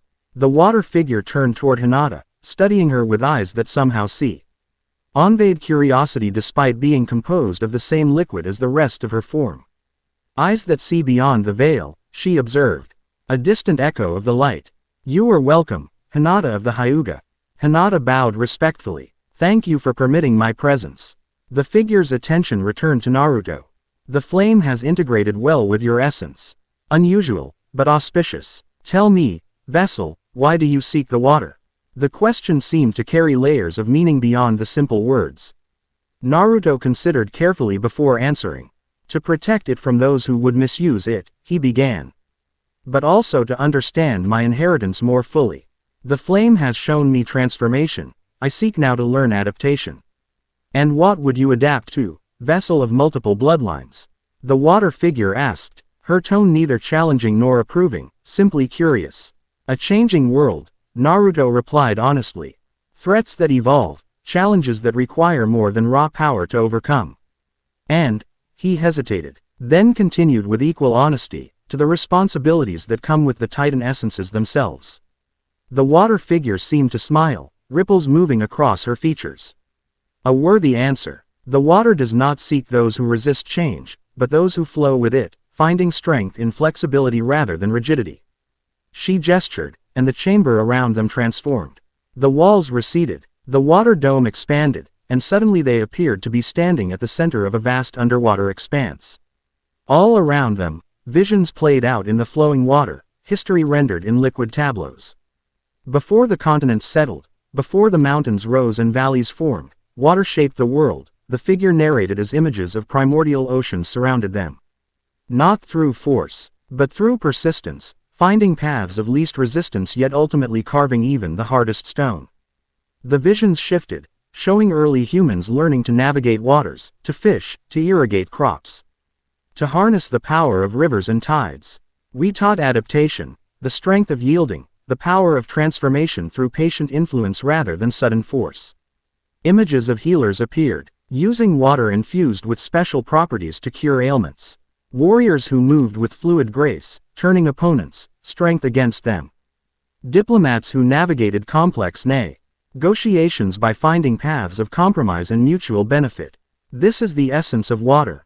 Not merely the substance that fills oceans and falls as rain, but the principle of adaptability itself. To be rigid is to break. To flow is to endure. The visions coalesced once more into the central chamber, though it remained larger than before. The water figure extended her hand toward Naruto. The second awakening is offered. Will you accept what flows within your blood? Naruto glanced at Hinata, whose encouraging nod strengthened his resolve. He turned back to the water figure. I accept. Unlike the dramatic immersion in flame he'd experienced in the first temple, this transformation began subtly. The blue patterns on his skin brightened gradually, spreading to cover more of his body in flowing designs. The water figure approached, placing her liquid hand against his chest. Instead of remaining distinct, her substance began to flow into him, not invasively, but as if returning to a natural reservoir. Naruto felt his awareness expanding, not in the illuminating flash of the flame essence, but in ripples of understanding that spread outward from a central point of contact. Knowledge of water in all its forms, from scattered molecules in the air to the crushing pressures of ocean depths, from the capillary action that draws moisture through plant roots to the grand currents that regulate global climate. But beyond the physical properties came deeper understanding, the philosophical aspect of water as metaphor and method. The strength in yielding rather than opposing. The power of persistent influence over time rather than immediate force. The wisdom of finding paths around obstacles rather than always confronting them directly. As this knowledge integrated with his consciousness, Naruto felt the water essence harmonizing with the flame already present within him. Where fire was dynamic, transformative, illuminating, water was adaptive, persistent, healing. Not opposing forces, but complementary aspects of a greater whole. When the integration completed, Naruto opened eyes that now contained new depth, the gold ring around his blue irises joined by an inner ring of deep azure, creating a layered effect like looking into clear water over golden sand. Naruto. Hinata's voice held both concern and wonder. Are you all right? He turned to her, experiencing a moment of disorientation as his perception adjusted. He could sense the moisture in the air around them, feel the water content of their bodies, perceive the subtle currents of fluid that accompanied every emotional shift and physiological response.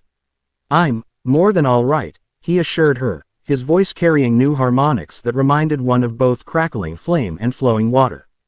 The integration is complete, different from the flame, but equally natural. The water figure had mostly dissipated, her essence now part of Naruto, though a vague outline remained, enough to communicate a final message. 2 of 3 now awakened. Vessel of multiple bloodlines. Fire to transform, water to adapt. Only earth remains to provide foundation. Seek the Terran temple when you are ready for the third awakening. But beware, the void grows stronger, feeding on fear and entropy. The one called Kato moves against the natural order. With those words, the remaining outline dissolved completely, leaving Naruto and Hinata alone in the underwater chamber. The blue markings on his skin had settled into a steady pattern, flowing beneath the surface like currents in a deep river, interweaving with the golden markings of the flame essence in complex, harmonious designs. Your chakra network, Hinata murmured, her Byakugan active. It's reorganizing again, but differently than before. The pathways aren't just ding the water essence alongside the flame, they're creating new connections between them, synthesis rather than mere coexistence. Naruto nodded, feeling this integration internally. They're balancing each other. Fire's tendency toward consumption tempered by water's nurturing properties. Water's tendency toward dissolution anchored by fire's concentration. A slight tremor ran through the chamber, reminding them of their surroundings. The water dome overhead rippled, small droplets breaking free to fall around them. We should return to the surface, Hinata suggested. The others will be worried. As they moved toward the archway through which they'd entered, Naruto noticed the water responding to his mere proximity, parting before him, swirling in patterns that matched his thoughts. When they reached the opening, the same gentle vortex that had carried them in now reformed to guide them up toward the surface pool. The ascent felt dreamlike, their bodies carried effortlessly through the crystal water.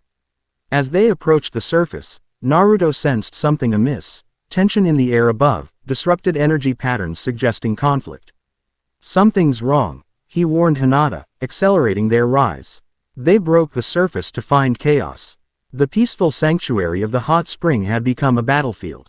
Size-ink beasts clashed with gray-armored figures, ancestral council adepts like those they'd faced at Uzushiogakure. Yamato had created wooden barriers to protect Sakura as she tended to what appeared to be an injured Kakashi. Shikamaru's shadow techniques held two opponents immobilized. But more were arriving from the surrounding mist. "They found us," Hinata stated the obvious as they climbed from the pool. "Perfect timing," called a familiar voice, Masaru, the white-haired suppressor. Standing atop a rocky outcropping overlooking the battle. The vessel emerges with new power, ripe for the taking. Naruto assessed the situation quickly. 8 adepts engaged with his teammates, plus Masaru himself.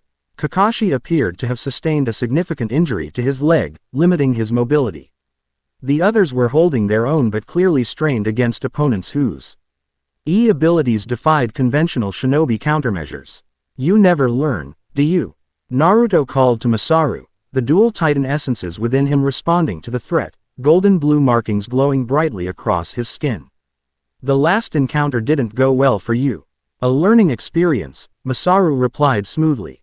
"We've adapted our approach." He made a complex hand sign. Void release. Essence suppression field. The air between them darkened, not with shadow but with absence, a spreading negation that moved toward Naruto like spilled ink through water. Where it passed, plants withered, moisture evaporated, and the natural energy of the environment simply ceased to exist. But this time, Naruto was prepared. Drawing on the newly integrated water essence, he didn't resist the suppression directly as he had before. Instead, he flowed around it, his energy adapting to the negative space, finding channels where the suppression was weakest. "Interesting defense," Masaru observed, genuine curiosity in his voice. "The water essence manifests already. Lord Kato will be most intrigued. He'll never get the chance to study it," Naruto replied, forming hand signs of his own, familiar modi. Ons that now channeled unfamiliar energy. Water style. Flowing barrier technique. Instead of the standard water wall jutsu, what manifested was something far more sophisticated, the moisture in the air instantaneously condensed into a dynamic barrier that encircled his embattled teammates, protecting them while simultaneously pushing back their attackers. The water moved with intelligence, strength, thinning where attacks were most concentrated, thinning where speed of movement was needed. Hinata moved to Sakura's side, helping stabilize Kakashi while maintaining a defensive stance. 8 adepts plus Masaru, she reported. 3 water fragment users, 2 earth, 2 air, and 1 with what appears to be light fragments. Increasingly specialized, Shikamaru noted grimly, maintaining his shadow bind on 2 opponents. "They're learning, adapting their forces to counter specific abilities." "So do we," Naruto replied, the dual essences within him reaching balance as he assessed the battlefield. The flame provided clarity and decisive action, the water offered adaptation and flow. Together, they suggested a strategy. Sai, Yamato, containment perimeter. Shikamaru, coordinate defense. Sakura, get Kakashi stabilized. Hinata, he turned to her, their eyes meeting in perfect understanding, with me. The team responded with practiced efficiency, repositioning according to his directions. Naruto turned his attention to Masaru, who watched the reorganization with clinical interest. "Your tactical acumen improves," the white-haired suppressor commented. "The water essence brings wisdom with its flow." "More than you know," Naruto replied. Then, to Hinata beside him, "Ready." She nodded, Byakugan active, settling into the distinctive gentle fist stance. "Lead, and I'll follow." "What ha?" Peeping next astonished even their teammates. Naruto and Hinata moved in perfect synchronization, his dual essence techniques complementing her gentle fist precision in ways that seemed choreographed rather than improvised. Where he created openings with sweeping water and fire combinations, she struck with pinpoint accuracy. When opponents attempted to flank her, he was already there with protective counters. More remarkably, Hinata appeared to be drawing on some of Naruto's enhanced abilities, her strikes carrying traces of the golden blue energy that emanated from him, her movements flowing with unnatural grace even for a Hyuga master. "They're resonating," Sakura realized as she completed emergency treatment on Kakashi's leg. "The Titan essences are somehow amplifying their natural compatibility." "Troublesome," Shikamaru muttered. though with an undertone of admiration. But effective. The adepts found themselves increasingly outmatched, their fragmented Titan powers insufficient against the harmonized whole that Naruto now embodied, especially when paired with Hinata's precision and insight. One by one, they were incapacitated, their specialized techniques countered by adaptive responses that seemed to anticipate their every move. Soon, only Masaru remained active, his void powers keeping him beyond immediate reach as he studied the unfolding battle with the detachment of a researcher observing an experiment. Fascinating, he remarked as the last adept fell. The integration rate exceeds all projections. And the resonance effect with the Hyuga, unexpected but informative. It's over, Masaru, Naruto called. The dual essences pulsing visibly beneath his skin. Your forces are defeated, and you're outnumbered. This encounter was never about victory, Vessel, Masaru replied calmly. Merely data collection. His dark eyes shifted to Hinata. And confirmation of certain theories. Something in his tone raised Naruto's hackles. What theories? That Titan essences can influence even non-vessels under specific conditions. Masaru's gaze remained fixed on Hinata. Proximity, compatibility, resonant chakra types, all factors we've hypothesized but lacked empirical evidence for. Until now. He made a dismissive gesture, and darkness began to gather around him once more. Lord Kato will be most pleased with today's observations. Particularly regarding the Hyuga. If you or Kato come near her, Naruto began, protective fury building within him. Save your threats, Vessel, Masaru interrupted. We'll meet again soon enough. The Earth Temple awaits, after all. And now we know exactly who to watch. Quote, before they could stop him, Masaru vanished in the same reality-folding darkness he'd used to escape at Uzushiogakure. The mist that had shrouded the area began to dissipate, revealing the full extent of the battlefield, scorched earth, shattered stone, and the unconscious forms of the defeated adepts. Is everyone all right? Naruto asked, turning to his teammates as the immediate danger passed. Kakashi took the worst of it, Sakura reported. Compound fracture of the tibia, significant blood loss. I've stabilized him, but he needs proper medical facilities. The rest of us have minor injuries only, Yamato added. Though we were fortunate you emerged when you did. Their attack was unusually coordinated. They've been studying us, Shikamaru concluded, his keen mind already analyzing the implications.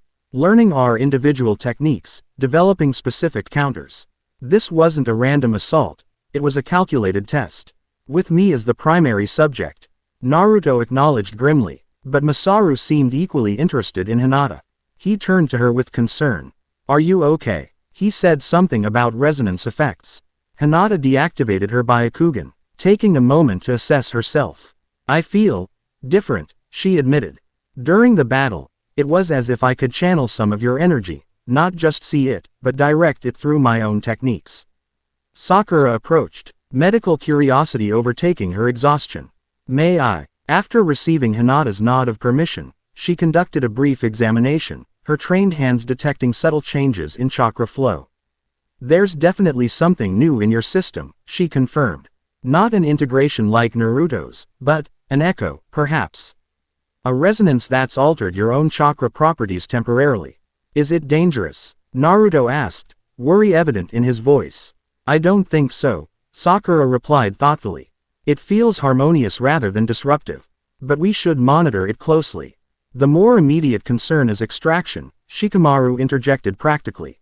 We have wounded teammates, unconscious enemies who may have reinforcements nearby, and compromised operational security. Agreed, Yamato said. We need to move quickly. Sai can transport Kakashi with his largest ink bird. The rest of us will proceed on foot, bringing one of the adepts for interrogation. The one with light fragments, Naruto suggested. Masaru seemed to have a particular interest in the connection between the Light Titan and the Byakugan. This adept might have relevant information. Preparations for departure proceeded efficiently, with Sai creating an ink bird large enough to carry Kakashi and Sakura back to Konoha ahead of the main group.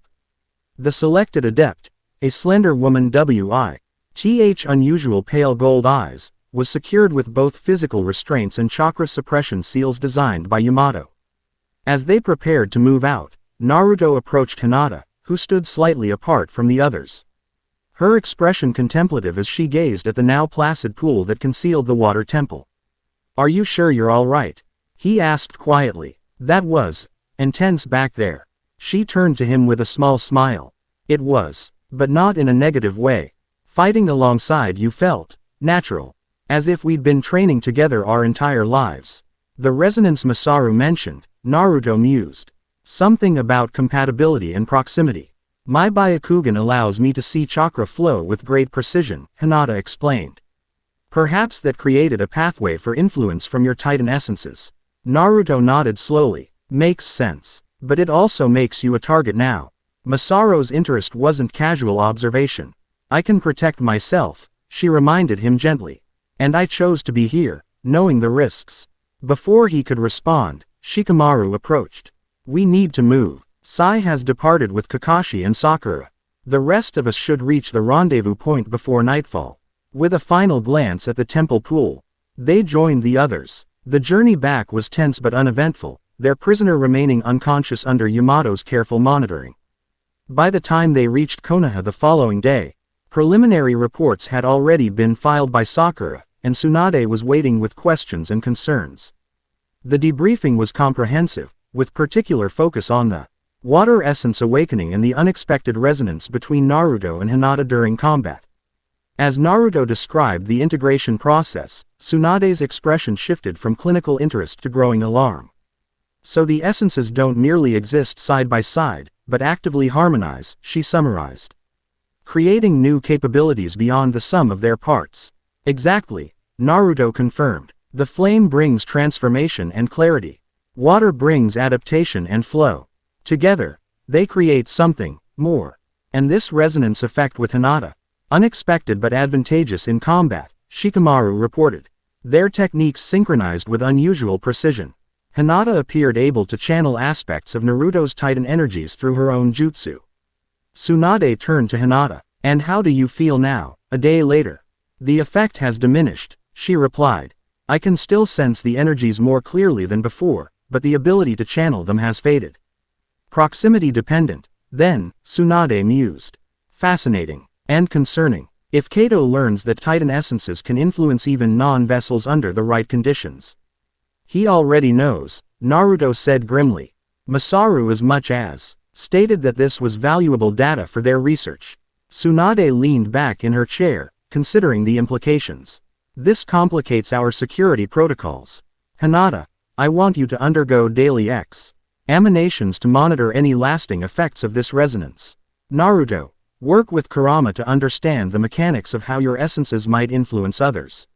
She turned to Shikamaru. "What's your assessment of the Ancestral Council's next move?" The tactical genius frowned thoughtfully. "They're becoming more sophisticated in their approach. Less brute force, more targeted intelligence gathering. Today's attack felt like a controlled experiment rather than a serious attempt at capture. They're building a profile," Yamato suggested. "Learning our capabilities, testing responses, identifying vulnerabilities. Which means their next major operation will be precisely targeted," Tsunade concluded. "Likely focused on the Earth Temple, since that holds Naruto's third essence according to the Water Titan's message. We need to find it before they do," Naruto stated firmly. "Complete the awakening process before Kato can interfere again." Tsunade's expression hardened. "Not so fast. You've just integrated the water essence. We need time to assess stability, conduct proper research, and plan a more secure approach to the third temple.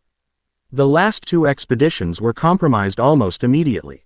But if Kato has spies everywhere." "Yes, that's exactly the point." Tsunade cut him off. "We change tactics. No large team movements, no obvious preparations. We gather intelligence quietly, then move with minimal footprint when ready." Though part of him chafed at the delay, Naruto recognized the wisdom in her approach. The Ancestral Council was clearly monitoring their activities, anticipating standard shinobi operational patterns. A different strategy was needed. "How long?" he asked simply. 2 weeks minimum, Tsunade replied.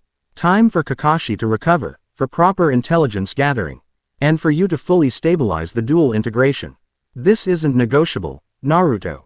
After the meeting concluded, Naruto found himself walking the village streets, his mind processing all that had occurred. The dual essences within him had settled into a harmonious balance, the golden blue markings visible only when he actively channeled their power. Outwardly, he appeared unchanged save for the subtle rings of gold and azure around his blue irises, noticeable only to those who knew to look for them. Yet internally, the transformation continued to unfold. His perception of the world had expanded dramatically. He sensed the water content in living things around him, felt the transformative potential in every interaction. Most significantly, he perceived time differently, not just the immediate moment, but the flowing continuity of past into present into future. His wandering brought him to the Hyuga compound, where he'd agreed to meet Hinata for her first resonance examination.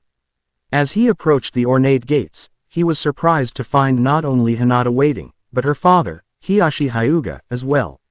Naruto Uzumaki, the clan head, greeted him formally. "My daughter has informed me of recent developments. The Hyuga clan wishes to offer its assistance in your unique situation." The offer caught Naruto off guard. Relations with the Hyuga had improved drastically since the war, but the clan remained traditionally reserved in village affairs outside their specific duties. "That's very generous," he replied carefully. "May I ask what prompted this offer?" Ashi's stern expression softened marginally. "The ancient records I permitted Hinata to share with you are only a fraction of our historical archives. If the Titans are awakening once more, certain sealed documents may now be relevant." Sealed documents, scrolls maintained by the clan elders, passed down since before the founding of Konoha, Hiyashi explained. "They speak of the era of fundament, tall fosses and the bloodlines that carried their essence." Naruto exchanged glances with Hinata, whose slight smile suggested she'd had a hand in her father's decision. "I would be honored to review any information the Hyuga clan is willing to share," he said sincerely. Hiyashi nodded. "Hinata will show you to our archives after your examination." He turned to his daughter. "Remember what we discussed about lineage resonance." With that cryptic statement, he departed, leaving Naruto and Hinata alone before the compound gates. "Your father seems unusually forthcoming," Naruto observed as the Y walked toward the medical building where Sakura waited. "The elders were resistant until I demonstrated the resonance effect," Hinata explained. "Even the faint echo remaining was enough to convince them this matter directly concerns our clan's heritage." What did he mean about lineage resonance? A faint blush colored Hinata's cheeks. "There are legends in our clan about Hyuga who formed special bonds with bearers of ancient power. The records suggest such connections were not random but predisposed by bloodline compatibility." The implication hung in the air between them, neither quite ready to address it directly. Instead, they continued to the examination room, where Sakura waited with an array of medical equipment. Right on time, she greeted them. "I've prepared a comprehensive. I've scanned to establish baseline readings for the resonance effect." The examination took nearly an hour, with Sakura methodically documenting changes in Hinata's chakra network and cellular activity. To everyone's surprise, the resonance hadn't faded as completely as Hinata had thought. Subtle alterations remained, particularly in pathways near her eyes. "It's as if your Byakugan has been enhanced," Sakura observed, reviewing the results. "Not dramatically, but measurably. Your visual acuity has increased by approximately 12%, and your chakra efficiency when activating the Kekkei Genkai has improved similarly." "Is it permanent?" Hinata asked, a hint of hope in her voice rather than concern. "Too soon to say," Sakura admitted. "But the changes appear stable for now. No signs of degradation or rejection." She turned to Naruto. "I'd like to try an experiment, if you're both willing. A controlled activation of your Titan essences while in proximity to Hinata, to see if the resonance strengthens again." After receiving their agreement, Sakura established monitoring seals around them. Naruto stood 3 meters from Hinata, then gradually allowed the dual essences to manifest. Golden blue markings appearing on his skin, his eyes taking on the distinctive layered glow. The effect on Hinata was immediate and visible. The chakra around her Byakugan intensified, and faint echo of Naruto's markings appeared briefly on her skin before stabilizing into a subtle pattern around her eyes. "Remarkable," Sakura murmured, monitoring the readings. "It's not just proximity, it's active resonance. Your energies are naturally harmonic, like perfectly tuned instruments responding to each other." It feels right, Hinata said softly. Not invasive or overwhelming, but complementary. Naruto nodded in agreement. The essences recognized something in her chakra. A compatibility beyond normal affinity.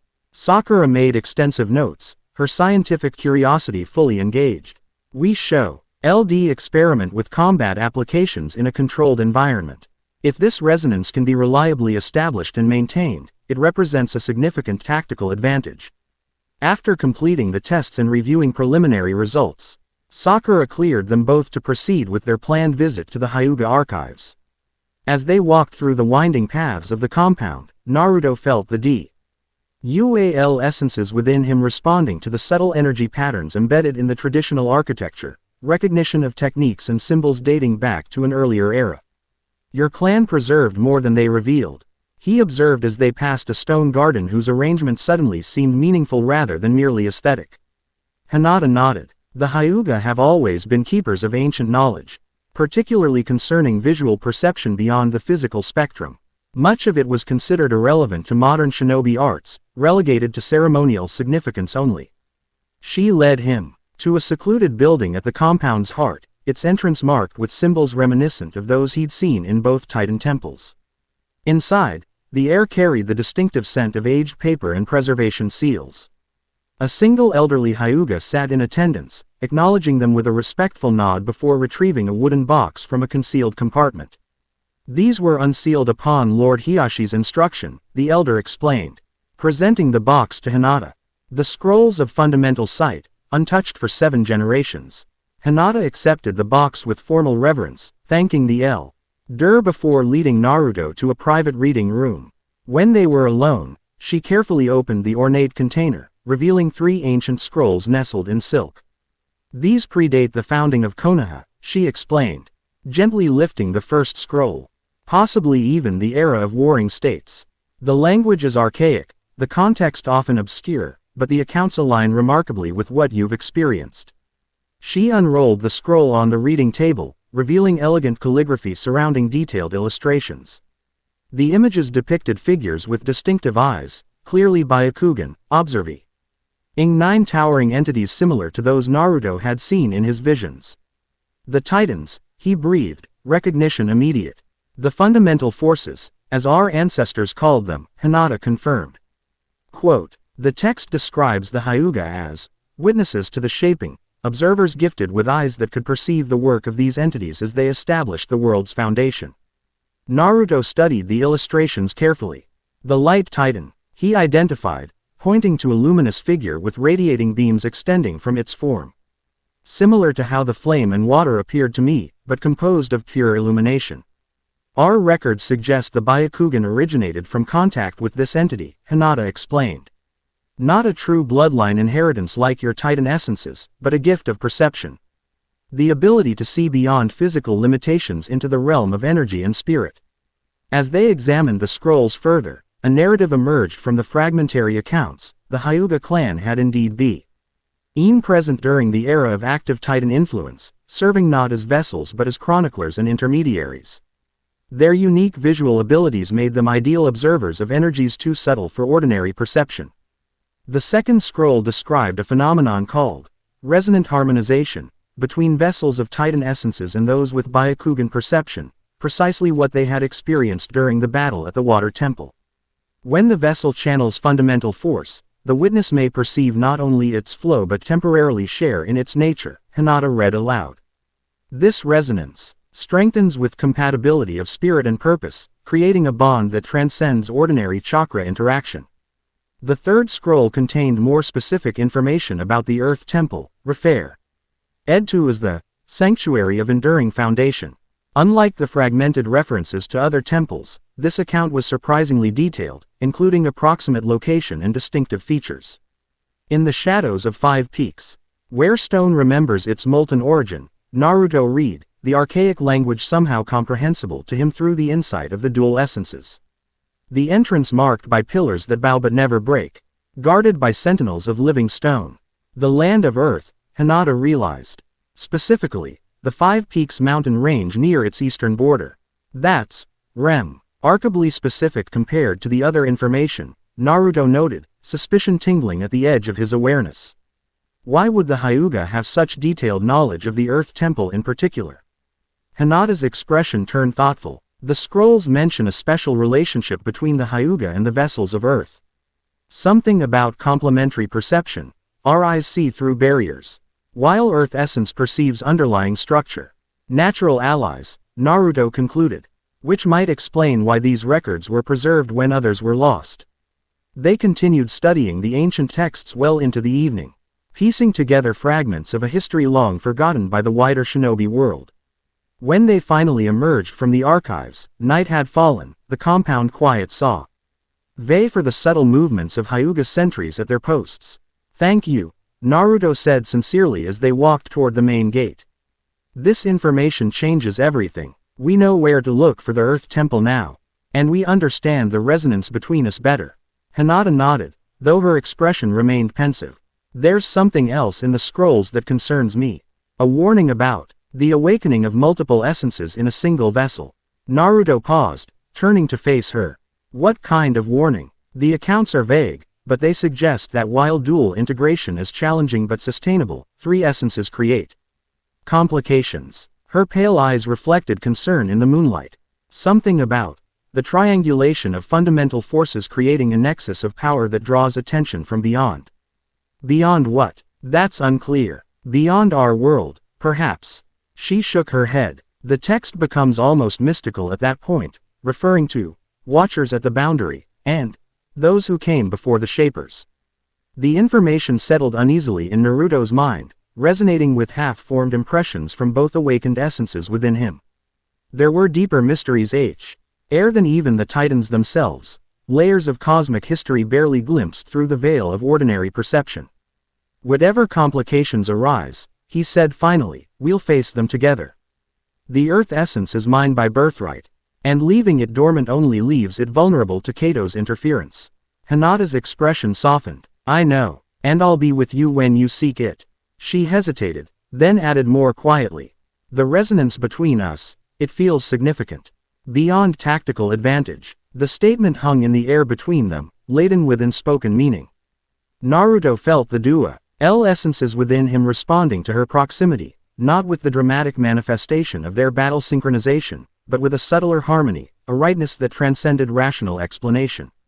It is significant, he agreed, reaching out to take her hand. Where their skin touched, faint patterns briefly appeared, his golden blue markings meeting the subtle luminescence that now surrounded her eyes when her emotions ran strong. More than I think either of us fully understand yet. They stood that way for a moment, connected by touch and something deeper, before reluctantly parting for the night. As Naruto made his way back to his apartment, he felt the weight of new knowledge and new possibilities settling within him. The path forward was clearer now, but not simpler. The Earth Temple awaited, the third awakening loomed. And the Ancestral Council watched from the shadows. But for the first time since this journey began, he felt truly prepared to face whatever came next. Fire to transform, water to adapt, and soon, earth to endure. With each integration, he became more fully himself, and with Hinata's unexpected resonance, he was no longer facing this transformation alone. Tomorrow, they would begin planning the journey to the land of Earth. Tonight, he would meditate on the dual essences already awakened, seeking the balance and harmony that would prepare him for the final integration. The flame and water stirred within him, their combined wisdom offering a single, resonant truth. The greatest strength comes not from power itself, but from how it connects us to others. Chapter 2 End.